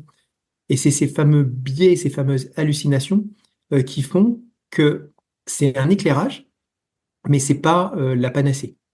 Et en fait, ce que je fais aussi dans ce schéma des 7 étapes de l'information, c'est que je fais aussi une comparaison avec Le Monde sans fin de Jean-Marc Jancovici, avec les 7 étapes de l'énergie. D'abord le bois, ensuite le charbon, le pétrole, l'énergie nucléaire, au solaire ou à l'éolien. Et en fait, ce qui s'est passé au niveau de l'énergie, c'est que les nouvelles énergies n'ont pas remplacé les anciennes, mais elles se sont rajoutées en termes de consommation les unes aux autres, et la consommation énergétique n'a fait que croître.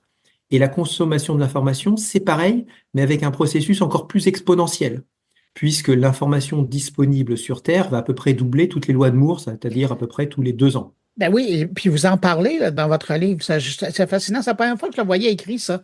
Oui, c'est quelque chose d'à peu près, comment dirais-je, empirique, tout comme la loi qui a été émise par le cofondateur d'Intel en 1971, lors de l'apparition du premier microprocesseur, le 4004, qui était un microprocesseur 4 bits, et on voit le chemin parcouru depuis. Pour l'information, c'est pareil, et c'est pour ça que il faut revenir au basique et dire on a besoin d'IA générative, on a besoin de faire des recherches sur les réseaux sociaux, sur les sites internet fiables, d'informations officielles, etc. Mais on a besoin aussi d'aller dans les salons professionnels, notamment pour les veilleurs, pour les personnes qui sont chargées d'intelligence économique, mais également d'interviewer des gens dans la vraie vie, d'assister à des conférences. Et c'est cette vision à 360 degrés qui est intéressante. Alors, il y a aussi une spécificité pour les réseaux sociaux, c'est le caractère des algorithmes qui vont faire en sorte que le contenu clivant va être mis plus en avant. Et donc, les signaux extrêmes, qu'ils soient de gauche, qu'ils soient de droite ou même du centre, vont être mises en tête de gondole. Et résultat, le contenu qui va être peut-être consensuel, mais plus fade, va être oublié. Et pourtant, c'est peut-être celui-là qui est plus vrai, sachant que la vérité absolue n'existe pas. C'est quelque chose qui est relatif et qui est, entre guillemets, vrai à un instant donné par rapport au niveau de connaissance du moment. Lorsque Galilée a dit que la Terre tournait autour du Soleil, il était vu comme un hérétique. On peut aussi avoir le tort d'avoir raison trop tôt. D'où le fait de pouvoir conserver le patrimoine informationnel pour savoir comment une société pensait à un moment donné et avoir ensuite le devoir de l'historien ou d'inventaire en disant la personne, même le scientifique s'est trompé pour telle et telle raison à telle époque et maintenant on va réfuter, on va donner des preuves contradictoires. Je ne suis pas historien, mais j'ai toujours pensé que l'histoire ainsi que la démographie pouvaient être des éclairages dans le raisonnement et dans le recul nécessaire pour l'information. Je veux revenir avec vous sur un passage clé dans votre livre où vous vous faites un petit plaisir, mais c'est pas désagréable pour nous. C'est un peu l'adaptation des lois de la robotique d'Isaac Asimov et vous placez la préservation de l'humain et la biodiversité au sommet de ces Oui, lois-là. c'est la loi zéro. Exactement. Pourquoi ce choix? Parce que, en fait, il y a beaucoup de thèmes de la science-fiction qui sont devenus réalité. Tous les thèmes de la science-fiction sont devenus réalité, sauf pour l'instant la téléportation, le voyage dans le temps, et puis peut-être la vie éternelle. Voilà, c'est à peu près tout. Et à terme, je pense, même si on est croyant, et il y a des croyants qui sont assez scientifiques ou qui ont une vision assez profonde, comme Teilhard de Chardin, par exemple, eh bien, même si on est croyant, quelle que soit la religion monothéiste, moi je suis catholique, mais j'ai des amis qui sont protestants, orthodoxes, musulmans ou juifs, et chacun a une vision de la religion, mais ça fonde des principes assez forts. Et je crois beaucoup à l'arche de Noé intergalactique. Et c'est cette loi zéro. C'est-à-dire que lorsque la Terre ne sera plus habitable, plus vivable, lorsque le Soleil va absorber toutes les planètes pour ensuite devenir une planète naine, dans peut-être, je ne sais pas, 3 à 4 milliards d'années, bah, il faut que d'ici là, le progrès humain soit si important pour qu'on puisse, avec de la faune et de la flore, non pas sur un bateau, mais sur un vaisseau spatial, pouvoir aller coloniser d'autres planètes. Ce qui pose aussi d'autres problèmes, parce que le peuple qui va, comment dirais-je, conquérir un nouveau monde, par rapport au peuple qui va rester, ça va générer des tensions. Un peu comme à un moment les Américains vis-à-vis de la Grande-Bretagne. Donc c'est pas simple, mais si on veut considérer qu'on est juste une chaîne dans l'évolution et qu'on a ce devoir de transmission pour les générations futures, aussi bien l'humain que la faune et la flore, bah, il faudra bien investir en recherche et développement, bien arriver à la fusion nucléaire, qui sera très propre puisqu'elle n'émettra pas de déchets radioactifs, ce qui est le problème actuel du nucléaire, etc., pour qu'un jour on puisse vivre ailleurs dans la Voie lactée. Et c'est pas une vision sectaire que de penser ça. C'est une vision où l'inspiration est plus issue de Rafiki dans Le Roi Lion. Regarde au-delà ce que tu vois. C'est pas simplement avoir le nez devant le guidon. Là, on est en période du Tour de France, l'épreuve phare française que même nos amis de la belle Provence suivent. J'ai pas encore vu de coureur canadien qui avait gagné le Tour de France. Non. On a déjà eu des très près coureurs des étapes, américains, mais ça viendra peut-être un jour aussi. Hein. Ben, on commence à gagner des étapes, c'est déjà ça. Je veux poursuivre. Alors, je ne veux pas passer à travers tous les postulats, mais il y a le troisième qui a attiré mon attention. Vous insistez sur l'importance d'écouter des idées venues du terrain et des réseaux sociaux. Oui. Ça, alors, je pense qu'il y a un ratio 2 tiers, 1 tiers. 2 tiers de vision descendante. Ouais. C'est la vision du décideur en entreprise ou du président ou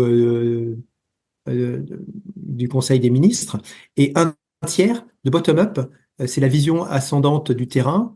La brique de base sur le terrain, c'est le maire, avec les habitants. Et si on n'écoute pas le terrain, on risque de fabriquer ce qui a déjà existé en France, les gilets jaunes ou même il y a eu des émeutes aussi au Canada qui étaient assez virulentes. Mhm. Et donc, c'est pour éviter cela, ces situations de blocage qui sont perdant-perdant, parce que ça coûte à la société, ça coûte finalement aux contribuables, ça coûte aussi en crédibilité pour les hommes et les femmes politiques. Donc, pour éviter cette situation-là, il faut faire quelque chose de plus participatif. Mais malgré tout, avec 2 fois plus de poids pour la vision stratégique que le terrain, mais ça doit pas être du 80-20 comme Pareto, ça doit pas être du 99-1, mais 2 tiers, 1 tiers. Et alors ce ratio, pourquoi? Parce que c'est un ratio que j'ai observé lorsque je faisais ma thèse sur la transformation digitale des acteurs du secteur bancaire. Et pour l'innovation dans le monde bancaire, j'ai donc observé ce ratio, et je pense qu'il était utile d'être transposé à ce que j'appelle le Polbot, Ouais, c'est-à-dire les lois de la robotique d'Asimov appliquées à la à la politique. politique. Je veux vous amener ailleurs aussi. À un moment donné, vous évoquez les révolutions industrielles comme levier historique de transformation. Qu'est-ce que vous diriez de l'impact de la révolution numérique sur notre rapport au travail et au savoir? Alors, la révolution numérique, on pourrait considérer qu'il y a 4 étapes, hein. C'est un peu un schéma que je décris. L'ère du matériel, de 1945 à 1985, avec IBM qui était leader. L'ère du logiciel entre 1985 et 2005 avec Microsoft. Microsoft qui est revenu dans la course et qui s'est reconstruit, hein. Ensuite, l'ère des données, où la valeur ajoutée était dans les données avec le Web 2.0 entre 2005 et 2025. Et depuis 2025, c'est ce que j'appelle l'an 1 de l'IA générative, puisque là, les usages deviennent matures. Mhm. On a, par exemple, VO2 qui permet de faire, à partir d'un prompt, des vidéos. Et donc ça, c'est une grande étape, parce que ça ubérise aussi la création Mais oui. cinématographique. Et finalement, tous les métiers multimédia sont ubérisés. Et jadis, c'était avec le numérique, plutôt les cols bleus, avec l'automatisation du travail. Maintenant, c'est les cols blancs. Mm. Et c'est pour cela qu'il va falloir avoir une intelligence qui va être plus d'ordre de la sensibilité, de l'intuition, de façon à ce que l'homme puisse cohabiter intelligemment avec la machine. Et dans ce sens-là, vous soulignez le progrès scientifique qui a amélioré l'espérance de vie et le confort, mais aussi provoqué des nouvelles formes de mal-être comme l'obésité et les dépendances numériques. Comment on concilie progrès et santé? Alors, pour concilier progrès et santé, je pense que ça passe déjà par l'éducation. Si les personnes sont plus éduquées, plus instruites, elles auront plus le goût de la recherche de l'information. Et en recherchant l'information, elles seront aussi au fait des risques de la sédentarité, de la malbouffe, de l'oisiveté, du temps passé devant l'écran qui ne doit pas être supérieur à X heures par jour. Donc chacun va mettre le curseur. Et c'est souvent les personnes qui ont un travail prenant sur écran, mais qui sont conscientes de cela et qui vont faire du sport, du jardinage, de la cuisine, d'autres activités manuelles ou des activités sociales, voir des gens bouger, etc., qui auront une espérance de vie supérieure, parce que pour ne pas vieux coniser, comme disait mon père, pour devenir un vieux con, il faut avoir 3 activités. Alors, il avait la théorie, mais il ne la mettait pas en pratique, à savoir une activité intellectuelle. Donc, quand on prend de l'âge, on peut faire des mots croisés, des sudoku, tout un tas de choses. Une activité sociale, continuer à être actif, participer à des clubs, à des activités sociales. Ça peut être aussi, si on est une personne âgée, des activités caritatives, donner du temps aux jeunes, notamment pour lutter contre les fractures numériques ou les fractures liées à l'absence de connaissance de la langue de Molière ou d'autres d'ailleurs. Et puis, le troisième ingrédient, c'est l'activité physique. D'ailleurs, quand on dit le terme culture, le terme culture a 3 sens. C'est la culture physique, c'est la culture du champ, propre aux agriculteurs, et puis c'est la culture intellectuelle, la culture de l'esprit. Donc on retrouve bien cette logique ternaire. Alors je sais qu'en informatique, c'est le 0 ou le 1, mais là, avec l'informatique quantique, il y a le 0, le 1 et le peut-être, et on retrouve cette logique triple qui est facteur à la fois de richesse, mais de complexité également. À un moment donné, dans votre livre, vous parlez, j'ai bien aimé le clin d'œil à la machine Jacquard, qui à l'époque était le métier à tisser, là, qui a automatisé puis qui a changé le monde du textile comme un précurseur du numérique. Ça, j'avoue que j'avais jamais fait un lien comme ça. À vos yeux, est-ce que l'IA, c'est l'outil, c'est la technologie qui a le même impact historique pour les décennies à venir? Alors, pour revenir à la de Jacquard, le lien avec le numérique est très évident parce que la séquence à programmer pour le tissage se faisait avec des cartes perforées qui ont été Comme au début de reprises l'informatique, oui. dans la programmation pour éviter de ressaisir les instructions à la machine et de les avoir de façon quasi perpétuelle et qu'on retrouvait aussi dans les machines pour jouer de la musique. Oui, On les pianos tournait mécaniques. une Ouais, ouais. manivelle pour reproduire des sons et donc ça correspondait au perçage qui correspondait à des associations de notes. Et donc, pour revenir à l'intelligence artificielle, moi je considère que dans l'intelligence artificielle elle-même, il y a eu plusieurs périodes. Il y a eu 2 hivers où à chaque fois il y a eu des surattentes et puis des corrections, un peu comme le hype cycle. Et on retrouve ça au niveau de l'intelligence artificielle qui a commencé dans les années 50 avec le langage Lisp, avec la conférence de Dartmouth en 1956. Et puis finalement, au lieu d'avoir un système universel, on a eu des applications de niche qui résolvaient des problèmes très spécifiques, comme par exemple les systèmes experts. Après, il y a eu le développement des réseaux de neurones, le machine learning, le deep learning. Et maintenant, on est avec la technologie des transformers dans une nouvelle étape de l'IA générative, qui est cette IA qui a la capacité à créer. Alors, est-ce que les cartes perforées de la machine à Jacquard peuvent avoir une correspondance au niveau de l'intelligence artificielle?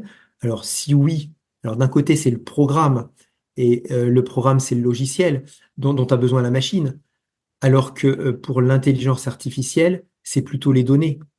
Et le logiciel fait déjà partie de l'intelligence artificielle où c'est intégré. Et en fait, les intelligences artificielles vont se nourrir de données. Et tout le challenge des années à venir, c'est comment faire plus avec moins. Parce qu'on doit avoir une triple transition démographique, énergétique et technologique. Et pour réussir la transition technologique, il faut que la technologie soit une aide, mais qu'elle aide également à consommer moins d'intrants pour la production d'un champ, moins de données pour aboutir à la même conclusion. On va pas prendre, comme on dit en français, un marteau pour écraser une mouche. Et donc, c'est cette frugalité des données qui est recherchée par des IA qui, pour un même résultat, alors est-ce que, par exemple, pour savoir quelle va être la météo demain, au lieu d'avoir, je sais pas, 2048 paramètres, pour rester dans le langage informatique, je ne peux pas en avoir que 128. Ben là, ce serait déjà un progrès de nature intéressant. Est-ce qu'il n'y a pas des complexités qui sont en haut de N2 ou en haut de N log de N? On ne peut pas faire passer en haut de N ou en haut de log de N, N log de N. Donc c'est tout cet enjeu-là, mais qui est assez complexe dans la mesure où pour l'IA générative, il y a un LLM, on peut avoir du RAG, il y a tout un tas de technologies de renforcement. Et donc, l'art va être de savoir comment optimiser tous les facteurs, un peu comme un moteur de Formule 1, où on veut qu'il y ait plus de lubrifiant ou moins de lubrifiant, qu'il y ait moins de consommation, qu'il y ait moins de risque de casse moteur, etc. Ben, là, c'est pareil, c'est le propre de ce système complexe, parce que avec les IA génératives, on joue un petit peu à l'apprenti sorcier. Est-ce qu'on ne va pas créer un être qui va à un moment nous dépasser? Et c'est ce que j'appelle la 4e blessure narcissique de l'homme, après celle de Galilée, que j'ai évoquée tout à l'heure, celle de Darwin, et puis ensuite celle de Freud. En terminant, et je reviens sur ce que je vous avais dit au début en vous citant en disant que la bonne information permet la bonne décision. Dans un monde saturé de données, d'informations comme où on est présentement, qu'est-ce que vous conseilleriez concrètement aux citoyens pour apprendre à bien s'informer? Déjà, beaucoup s'entraîner, ce qui fait des réflexes. Je prends un film, par exemple, Le Fugitif, avec le docteur Kimball, qui est interprété par un acteur américain bien connu, qui a joué aussi dans des films comme La Guerre des Étoiles ou comme Les Aventuriers de l'Arche perdue. Donc le docteur Kimball, il regarde une radiographie, et en regardant la radiographie, d'un simple coup d'œil, il connaît la pathologie du malade et il pose un diagnostic. Eh bien, pour le rapport à l'information aux données, c'est la même chose. Plus on aura pratiqué, plus ça deviendra des réflexes. Et on pourra parcourir comme un bon élève un texte en diagonale et tout de suite le résumer, tout de suite voir l'esprit, tout de suite faire des liens. Et c'est ces liens hypertextes qui sont apparus avec le web qui peuvent aussi apparaître dans la façon de raisonner. Mais pour cela, on a besoin d'avoir les fondamentaux, de savoir lire, écrire et compter, d'avoir un esprit critique, d'avoir aussi éventuellement des cours de créativité, avoir quand on est jeune la capacité aussi à s'ennuyer et pas être saturé tout le temps d'informations d'écran. Et c'est cette alliance de toutes les postures qui vont faire qu'on va être plus agile pour décerner la bonne information de la mauvaise ou démêler le bon grain de l'ivraie. Mais c'est un défi de tous les jours. C'est un défi de tous les jours parce que le monde avance très vite et vous, comme votre homologue français Jérôme Colombin, vous êtes là toujours à pêcher des informations, voir quels sont les scoops, quelles vont être les startups qui vont être révolutionnaires, quelle va être la technologie qui va permettre de créer des emplois, rendre le monde meilleur, etc.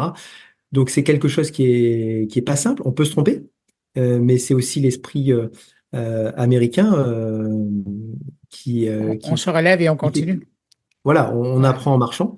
Ouais. Et c'est l'esprit empirique qui prime dans le monde anglo-saxon, alors que nous, latins, on est plutôt déterministes, on est plutôt matinés par Descartes. Et c'est une autre façon de voir les choses. Je pense qu'il y a du bon dans chacun des systèmes. Et justement, cette curiosité intellectuelle, c'est aussi faire des ponts, et des ponts entre les cultures, des ponts entre les domaines de connaissances, ce qu'on retrouve aussi dans des universités américaines comme Stanford.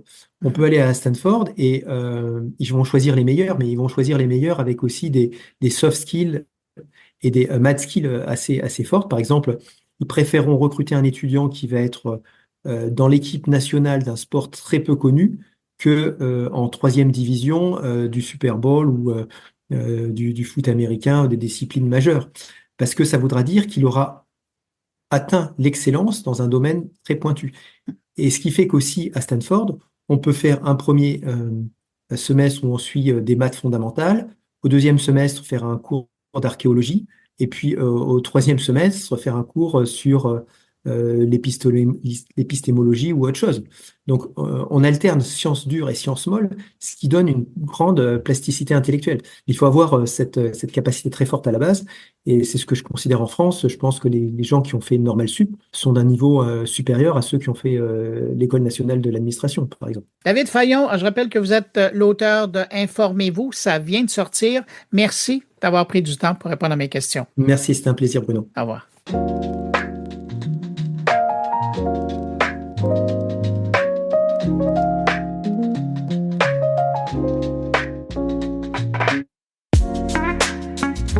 C'est le retour des rencontres de l'innovation présentées par Prompt. D'ailleurs, je tiens à remercier Prompt qui encourage la production de mon carnet cette semaine. Alors, justement, cette semaine, Émilie Delvoye, elle est la directrice des communications chez Prompt. Elle reçoit Mathieu Lachaine de chez Centium. Il nous présente une solution innovante conçue pour assurer la sécurité des occupants en résidence. On l'écoute. Je reçois aujourd'hui Mathieu Lachaine, un innovateur en série dans le domaine de l'Internet des objets et de l'intelligence artificielle. Bonjour Émilie, ça fait grand plaisir d'être ici. Ça fait plaisir également. Alors Mathieu, tu es chef de la direction chez Centium, une entreprise axée sur la transformation numérique des milieux de vie, notamment pour les aînés et les personnes avec incapacité. Peux-tu nous parler de la solution que vous avez développée pour protéger les occupants des résidences? C'est un environnement intelligent qui est donc composé d'objets connectés, des objets qui ont des capteurs non intrusifs, donc sans caméra ni micro pour protéger la vie privée. Et ces objets-là fournissent des données qui sont analysées par une intelligence artificielle pour être capable de détecter des anomalies, des écarts par rapport aux habitudes de vie qui peuvent nous indiquer que la personne a un besoin au niveau de la sûreté. Est-ce que quelqu'un s'est levé le matin? Est-ce qu'il est tombé, par exemple? Est-ce qu'il y a un besoin d'aide aux toilettes ou à la salle de bain, par exemple? Alors, l'objectif, c'est de prédire puis de réduire les besoins en soins en intervenant uniquement lorsque c'est nécessaire. Alors justement, quel est le besoin en lien avec cette innovation? Notre société est vieillissante et le nombre de personnes en perte d'autonomie augmente de 5% par année. C'est donc un gros enjeu de société. Et de l'autre côté, on fait face à une pénurie de main-d'œuvre également. Et donc, ces deux choses-là font le perfect storm. Et on souhaitait travailler là-dessus. On a une entreprise à mission sociale et environnementale. Donc, ce qui se passe en ce moment, c'est que les SCLSC fournissent des soins. Et lorsque quelqu'un, par exemple, a un problème d'autonomie qui peut engendrer, par exemple, mettre le feu, qui peut avoir des enjeux de sécurité, ben ils vont déconnecter le four. Et là, ben ils doivent fournir un service de repas à la personne, y aller à tous les jours. Et ça prend beaucoup de ressources, mais deux, c'est aussi extrêmement nocif pour la personne parce que ça accélère sa perte d'autonomie cognitive parce qu'elle a une responsabilité de moins à assumer, sa perte d'autonomie sociale parce qu'elle fait plus l'épicerie, elle ne sort plus autant, etc. Donc, on cherche au niveau technologique à venir soutenir aux besoins et non pas de façon récurrente, permanente. Puis ça demande des ressources de s'occuper de cette personne en plus qui a de moins en moins d'autonomie. Oui. Alors, qu'est-ce qui a déclenché cette innovation? C'est une longue histoire. J'ai un background en cybersécurité. Il y a plus d'une dizaine d'années, là, j'ai vendu mes entreprises. Puis un des produits qu'on fabriquait, c'était une solution là, qui était capable de gérer des milliers d'événements simultanés. Une technologie qui était conçue pour détecter les anomalies justement dans ces événements-là au niveau de la cybersécurité. Puis en parallèle, ma famille possédait des blocs appartements. Or, c'est venu l'idée là, de croiser un peu cette technologie-là avec ce qu'on faisait dans les blocs appartements. Et très rapidement, on a rencontré des gens dans l'écosystème, des centres de recherche. J'ai beaucoup comme tout le monde, de gens vieillissants autour de moi. Nous sommes une entreprise familiale. Mon père qui a 74 ans est impliqué. Et donc, on a vu l'opportunité d'utiliser les données de l'environnement pour pouvoir travailler sur la sûreté des personnes. Donc un papa encore très autonome s'il est encore actif à 74 ans? Oui, tout à fait. Les directeurs des finances chez nous. À temps partiel quand même maintenant, mais... Magnifique. C'est l'exemple concret. Alors, tu as travaillé avec sur plusieurs projets avec le soutien de Prompt. Est-ce qu'il y a une continuité à travers tous ces projets successifs qui ont mené à ce projet en particulier ou à cette innovation? Tout à fait. Quand on a un grand objectif ambitieux, il faut pouvoir le décomposer en blocs Lego. Et chacun de ces blocs Lego-là, de réussir à le structurer comme un projet innovant avec chacun son écosystème de partenaires qui a à cœur l'atteinte des objectifs de la livraison de ce projet-là. Mais également que l'objectif de l'entrepreneur, c'est que chacun de ces projets-là, pour pouvoir travailler... on a dit ça peut prendre 10 ans pour être un overnight success. Il faut que chacun de ces blocs Lego-là puisse même être autonome financièrement, atteindre des livraisons. Alors, ça prend pour faire de l'innovation, à mon sens, des centres de recherche là, qui font des universités qui font la recherche. Ça prend des startups, des PME qui font de l'innovation. Ça prend un écosystème où la grande entreprise est là, qui ont accès à une grande base de clients qui peuvent aider au niveau de la commercialisation. Puis nous, la plupart des projets qu'on fait, on essaie de les faire avec un terrain, le terrain, un milieu de vie. Puis lorsque c'est possible, on fait ça avec des OBNL parce que on reçoit des fonds publics, puis on aime ça pouvoir réinvestir ces fonds publics-là dans le soutien de la communauté.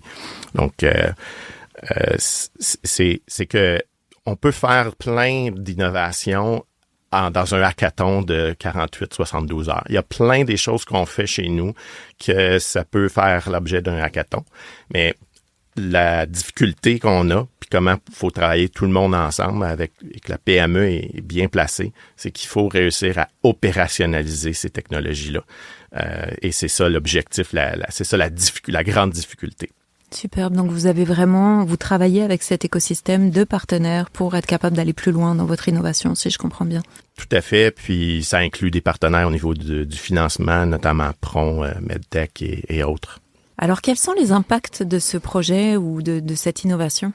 Premièrement, au niveau d'un premier partenaire, l'impact a été son assurabilité, pouvoir poursuivre les opérations. On a travaillé depuis 3 ans avec la maison Martin-Matt qui avait un problème d'assurabilité. Donc, on a réussi à régler cet enjeu-là pour eux.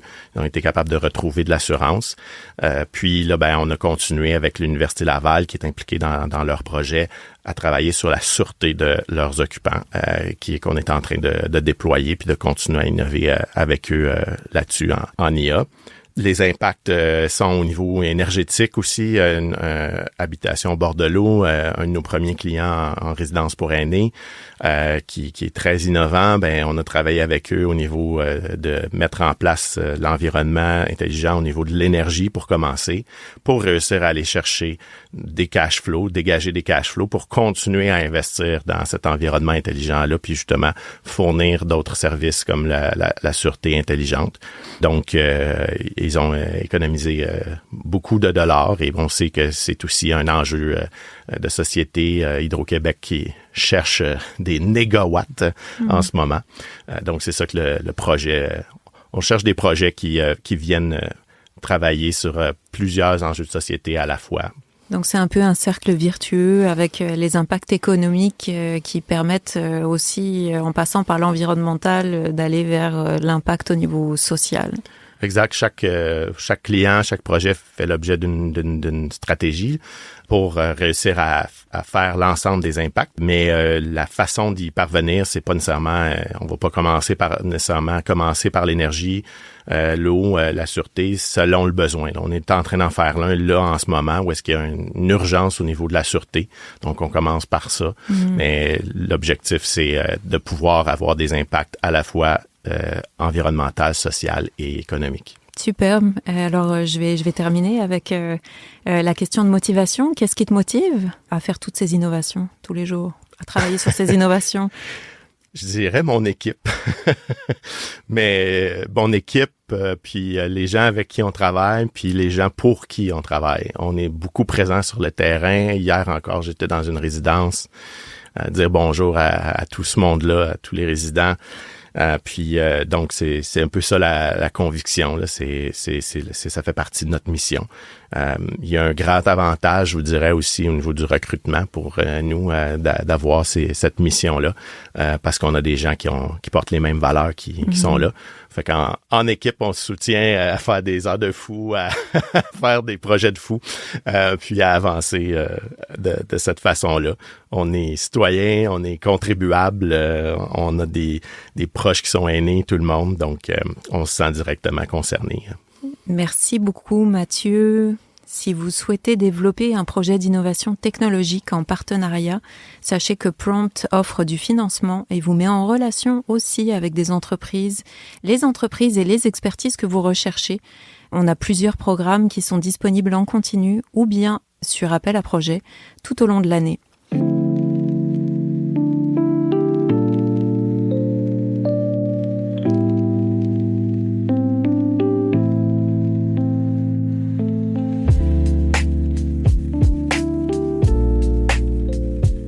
On parle souvent de l'avenir du stockage numérique, mais cette semaine, Thierry Aubert nous entraîne sur un terrain pour le moins inattendu. Et si notre mémoire numérique, nos photos de famille, nos archives personnelles trouvaient bientôt refuge dans les fondements même de la vie? Direction la Suisse où des chercheurs travaillent à un projet à la croisée de la biologie et de la technologie, une piste audacieuse qui soulève autant d'enthousiasme que de questionnement.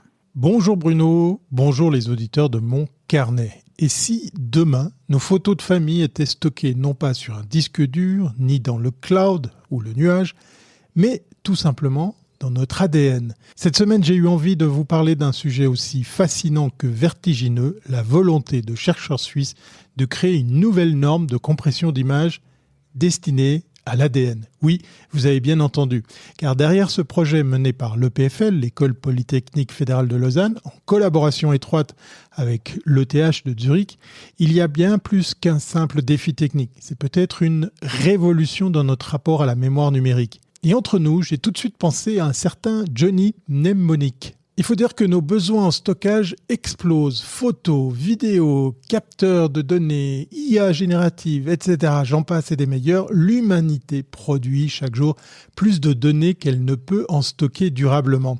Face à ce raz-de-marée numérique, des scientifiques se tournent vers un support inattendu, l'ADN. Plus précisément, l'ADN synthétique. L'idée est bien utiliser les 4 bases A, T, C, G comme un système de codage ultra dense, stable sur des millénaires et résistant à l'obsolescence.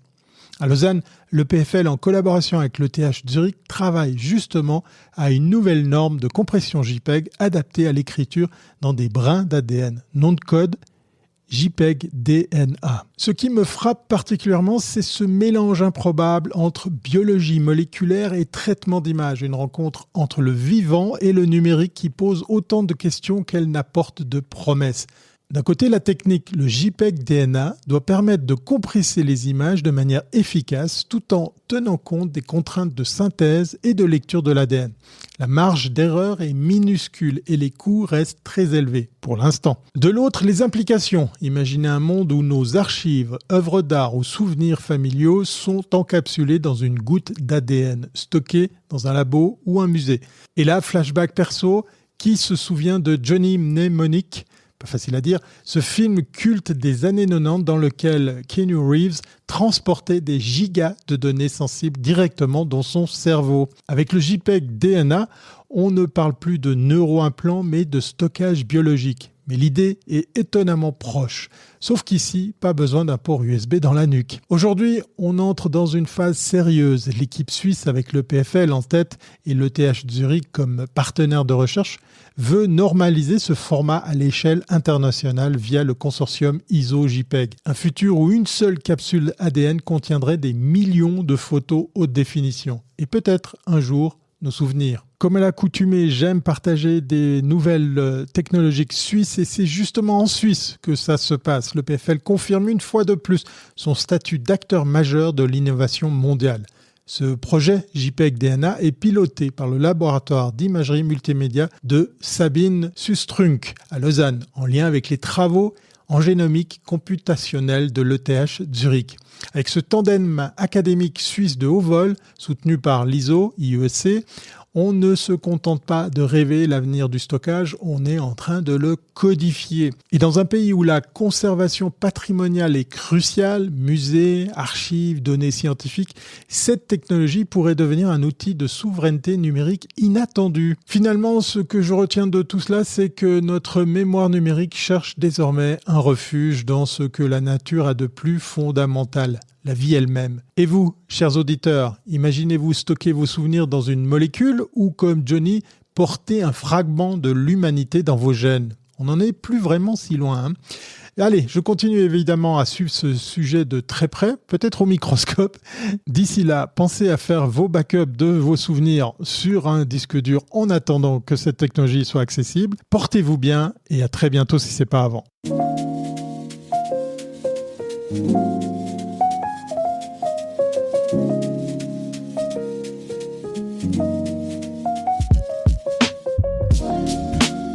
C'est maintenant le temps d'aller rejoindre mon ami Jean-François Poulain pour parler UX. Bonjour Jean-François. Bonjour Bruno. Jean-François, fascinante discussion la semaine dernière avec ton invité et vous parliez de UX Total et on poursuit avec un nouvel invité cette semaine. Ben oui, comme tu sais, j'ai des dossiers. Hein?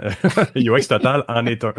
Et donc oui. Mais c'en est un important. C'est un dossier important parce que bon, déjà qu'on oublie assez constamment dans les projets numériques de parler aux gens, aux gens qui sont visés par le logiciel. Genre la base. Et voilà. Puis et évidemment, on oublie aussi les gens qui, à l'interne, ont des impacts là-dessus. C'est là où on parle de UX total. On parle des clients ou des citoyens dans certains cas, et on parle des gens, des fonctionnaires et ou des employés. Et si on néglige ça, on néglige 50% de l'équation, là. La belle expression, c'est toutes les parties prenantes, hein, c'est ça? Toutes les parties prenantes. Ben oui, mais il y en a qui pourraient élire les parties prenantes du côté client.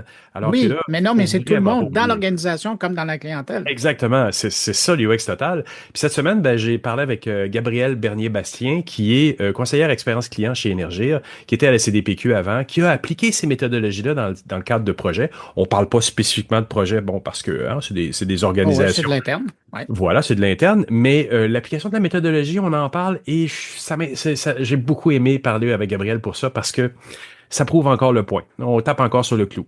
Ouais. Mais c'est intéressant parce que c'est deux types d'organisations, des grandes organisations qui pourraient être réfractaires à la chose, puis pourtant, regarde, tu vois, ça... Ben, c'est là où il y a une grande inégalité dans le marché quand même. Ouais. Il y a des organisations qui sont très ouvertes à ce genre d'approche-là, puis il y en a d'autres qui considèrent ça comme une perte de temps. Et en fait, la perte de temps va finir par être à quelque part, mais pas là. Elle va être en fin de projet si on le fait pas, parce qu'on va perdre du temps, parce qu'on va devoir se réaligner. Puis c'est ça qu'il faut prendre la peine de faire, c'est des découvertes en début de projet, parce que sinon, on va payer le prix. Bon, ben Jean-François, économisons du temps, allons écouter ton invité et économisons encore plus de temps et d'argent après cette entrevue. Salut Jean-François, merci beaucoup pour la rencontre. Bye. À la semaine prochaine. Bye. Ben, l'expérience totale, puis là, je vais y aller vraiment avec mon ressenti, puis pas de définition Google ou quoi que ce soit nécessairement. Là, c'est comment moi je le vis puis je l'incarne là, dans mon travail. Là. Pour moi, c'est vraiment de réfléchir à l'expérience client, mais à l'expérience employé de manière simultanée, là, donc vraiment en même temps. Pour moi, tu sais, réfléchir. En fait, toutes les organisations, les entreprises existent pour moi pour desservir quelqu'un. Puis je me dis que si on met l'emphase sur comment est-ce qu'on veut servir cette personne-là, notre client, notre patient, notre citoyen ou quoi que ce soit, tout va découler ensuite pour adresser cette expérience-là. Donc, on va devoir toucher l'expérience de nos employés, nos processus qui en découlent, nos outils, nos différents canaux, l'expérience utilisateur qu'on fait vivre à nos employés, à nos clients à travers ces canaux-là. Bref, l'expérience totale, pour moi, c'est vraiment de réfléchir à c'est qui qu'on sert, comment est-ce qu'on veut les desservir de la meilleure façon, puis que ça découle ensuite dans réfléchir à l'expérience de nos employés dans tout ça, nos outils, nos canaux, l'expérience utilisateur qu'on offre à travers tout ça. Donc, c'est comme de réfléchir à tout ça en même temps.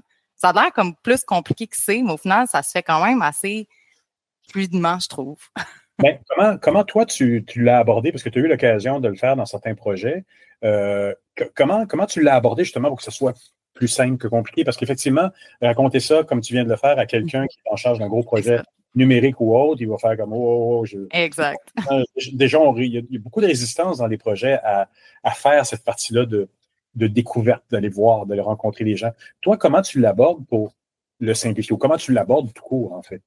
Effectivement, oui, c'est ça, parce que quand on dit ça comme ça, ça a l'air compliqué, puis gros, puis too much et tout, là. Mais tu sais, pour moi, ce que je trouve bien aussi de cette approche-là, c'est que, en tout cas, dans comment moi je l'approche, c'est je la présente sous comme 4 étapes assez simples. Donc, tout le monde peut se retrouver dans ces étapes-là. Puis, peu importe la situation, le projet, le problème qu'on veut adresser, on arrive avec ces 4 étapes-là. Puis, la première étape, c'est toujours de commencer par une recherche, comprendre c'est quoi la situation actuelle.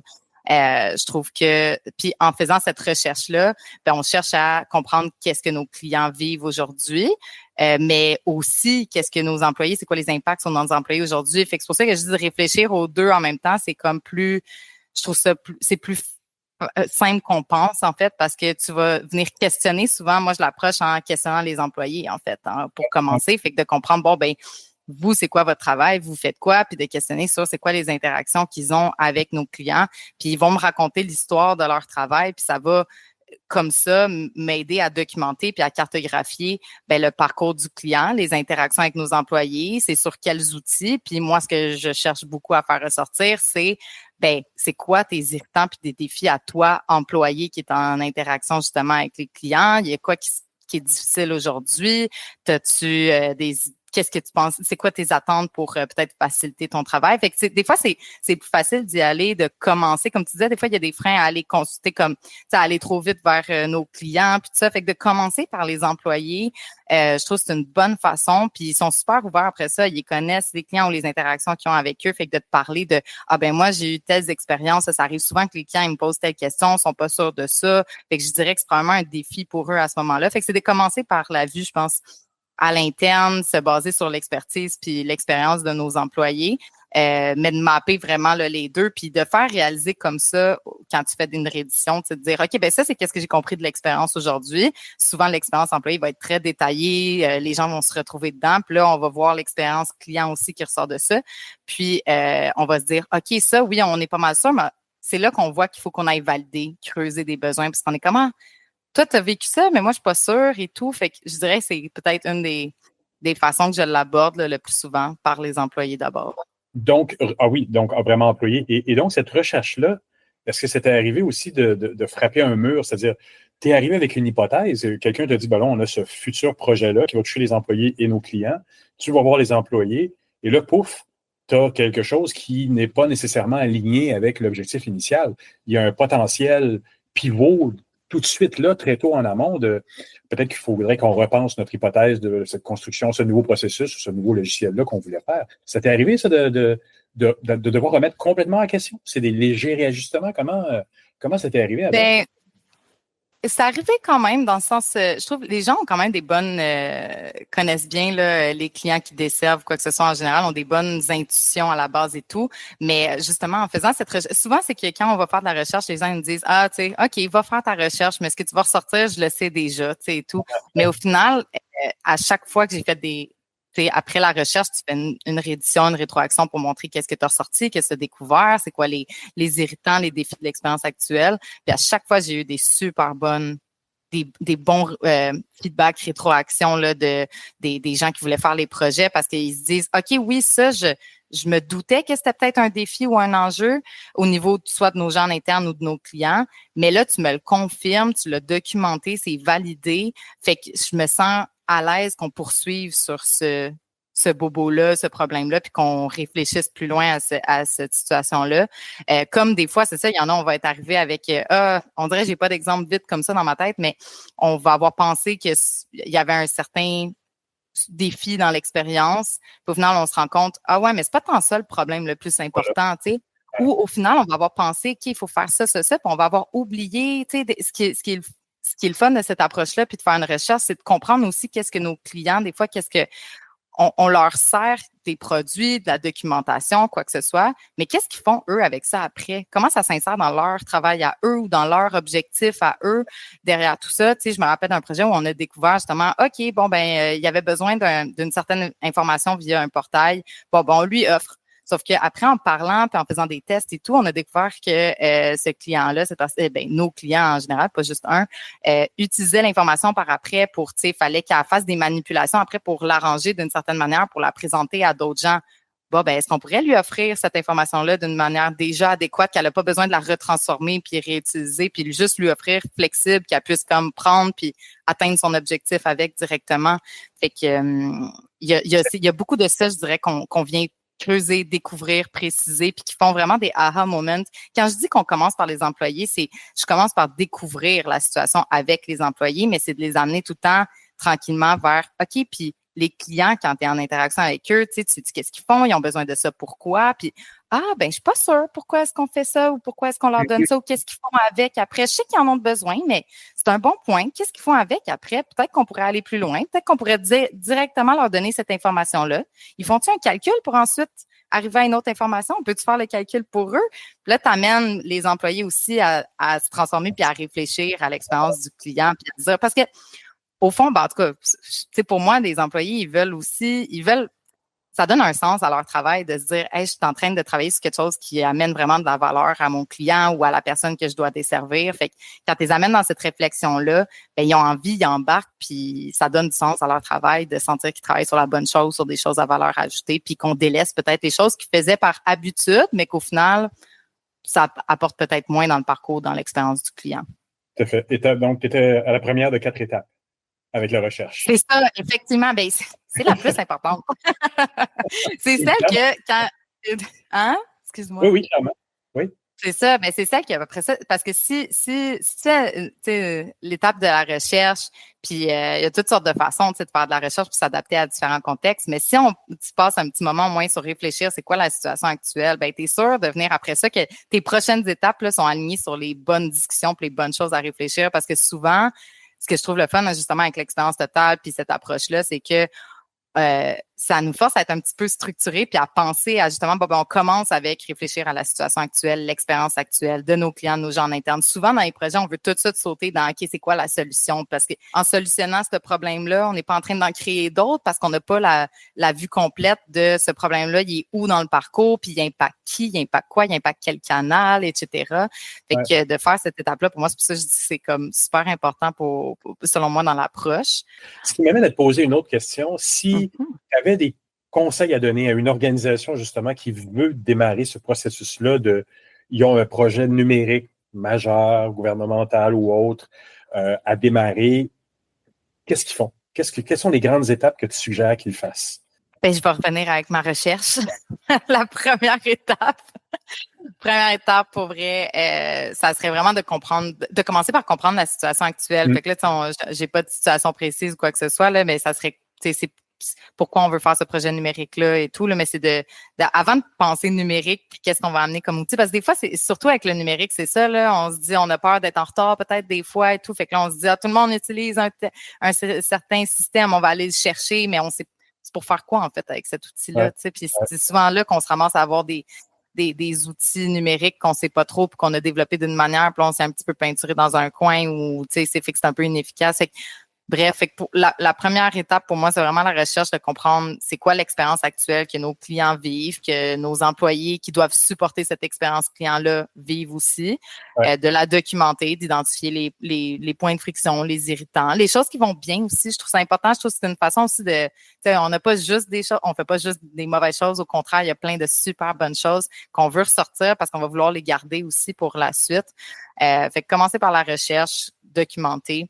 Après ça, vraiment ça peut être difficile parce que dans plein d'organisations, puis c'est normal aussi, c'est souvent partout pareil encore, mais il y a beaucoup de silos et tout. Mais on a énormément d'expertise dans les entreprises. Des fois, c'est juste qu'on est vraiment dans nos silos et tout. Fait que cette approche-là aussi de l'expérience totale, c'est qu'une fois que tu as compris l'expérience actuelle, ben, tu veux venir brainstormer en réunissant plein de parties prenantes pour co-construire. Bon, ben OK, on a tel enjeu dans notre expérience actuelle.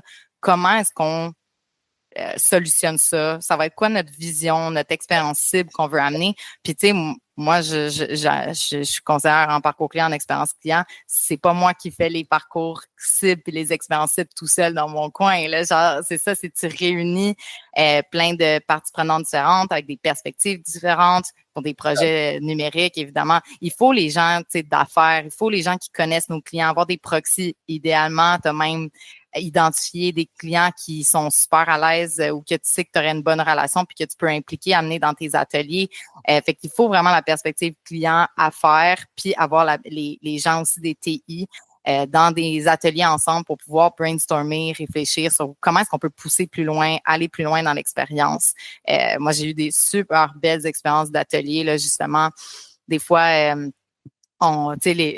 côté affaires, on connaît pas tout. On a des idées de qu'est-ce que les outils technologiques peuvent nous permettre de faire, mais pas dans le détail non plus. Fait que j'ai déjà eu des expériences de, des architectes, mettons, d'entreprises ou de solutions qui sont dans des ateliers, puis des développeurs, n'importe qui, du côté des TI, puis qui viennent pousser plus loin, qui disent, ah, c'est ça ton besoin ou ça c'est un défi aujourd'hui? Ah, ben là, on pourrait faire ça. Puis là, tu vas tellement plus loin que même ce que nous, côté affaires, mettons, on aurait pu penser. Fait que c'est vraiment l'idée de réunir des parties prenantes différentes avec des angles et des perspectives différentes ensemble. Ça permet vraiment, je trouve, d'aller plus loin. Fait que c'est vraiment deux trucs clés, je pense, dans cette approche-là. C'est de comprendre c'est quoi ton expérience actuelle pour avoir vraiment ressortir les vrais problèmes qu'il faut solutionner, les vrais besoins qu'il faut répondre. Puis après ça, de se réunir avec des perspectives différentes pour travailler puis réfléchir sur les bons problèmes, les bons besoins. T'sais. Parce que des fois, on veut se faire des ateliers de travail. On se fait souvent des séances de travail avec plein de gens, mais on réfléchit sur sur plein de choses, mais on ne sait pas trop, ou on a de la misère à rattacher au pourquoi, ça répond à quel besoin ou ça solutionne quel problème, parce que si on ne l'a pas identifié en amont, ben c'est le fun, on sort plein d'idées, mais ça répond-tu au problème de un client ou de 20 000 clients? Ou, fait que de faire cette recherche-là en amont, ça permet de prioriser c'est quoi nos grands enjeux ou nos grands besoins qu'il faut qu'on vienne réfléchir, puis qui vont vraiment amener de la valeur là, rapidement. Donc, puis c'est là que tu vas faire tes ateliers de manière plus efficace puis précise sur ces besoins-là. C'est super intéressant. Gabrielle, j'aimerais te remercier beaucoup de m'avoir donné du temps pour cette belle entrevue. Ben merci à toi, Jean-François. Merci beaucoup de m'avoir accueilli. Ça m'a fait plaisir de vous parler aujourd'hui.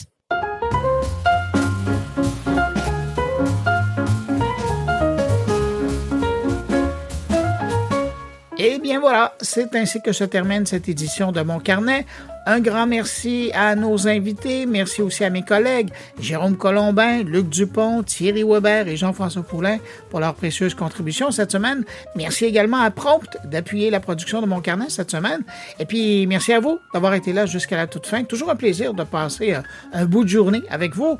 On se retrouve, pas la semaine prochaine, on se retrouve vendredi le 25 juillet prochain, parce que la semaine prochaine, je prends congé pour profiter de la vie avec ma belle Haïfa. Si vous vous posez la question parce que vous n'avez pas été faire un tour sur mes réseaux sociaux, ben Haïfa, c'est ma conjointe. Alors, on va passer une belle semaine tranquille. On va essayer d'être loin des réseaux sociaux, des machines, des machins, et profiter du temps. Alors, sur ça, ben, je vous souhaite que vous puissiez en faire autant. On se retrouve le 25 juillet pour une nouvelle édition. Et puis, entre-temps, ben, profitez bien de la vie. Bye!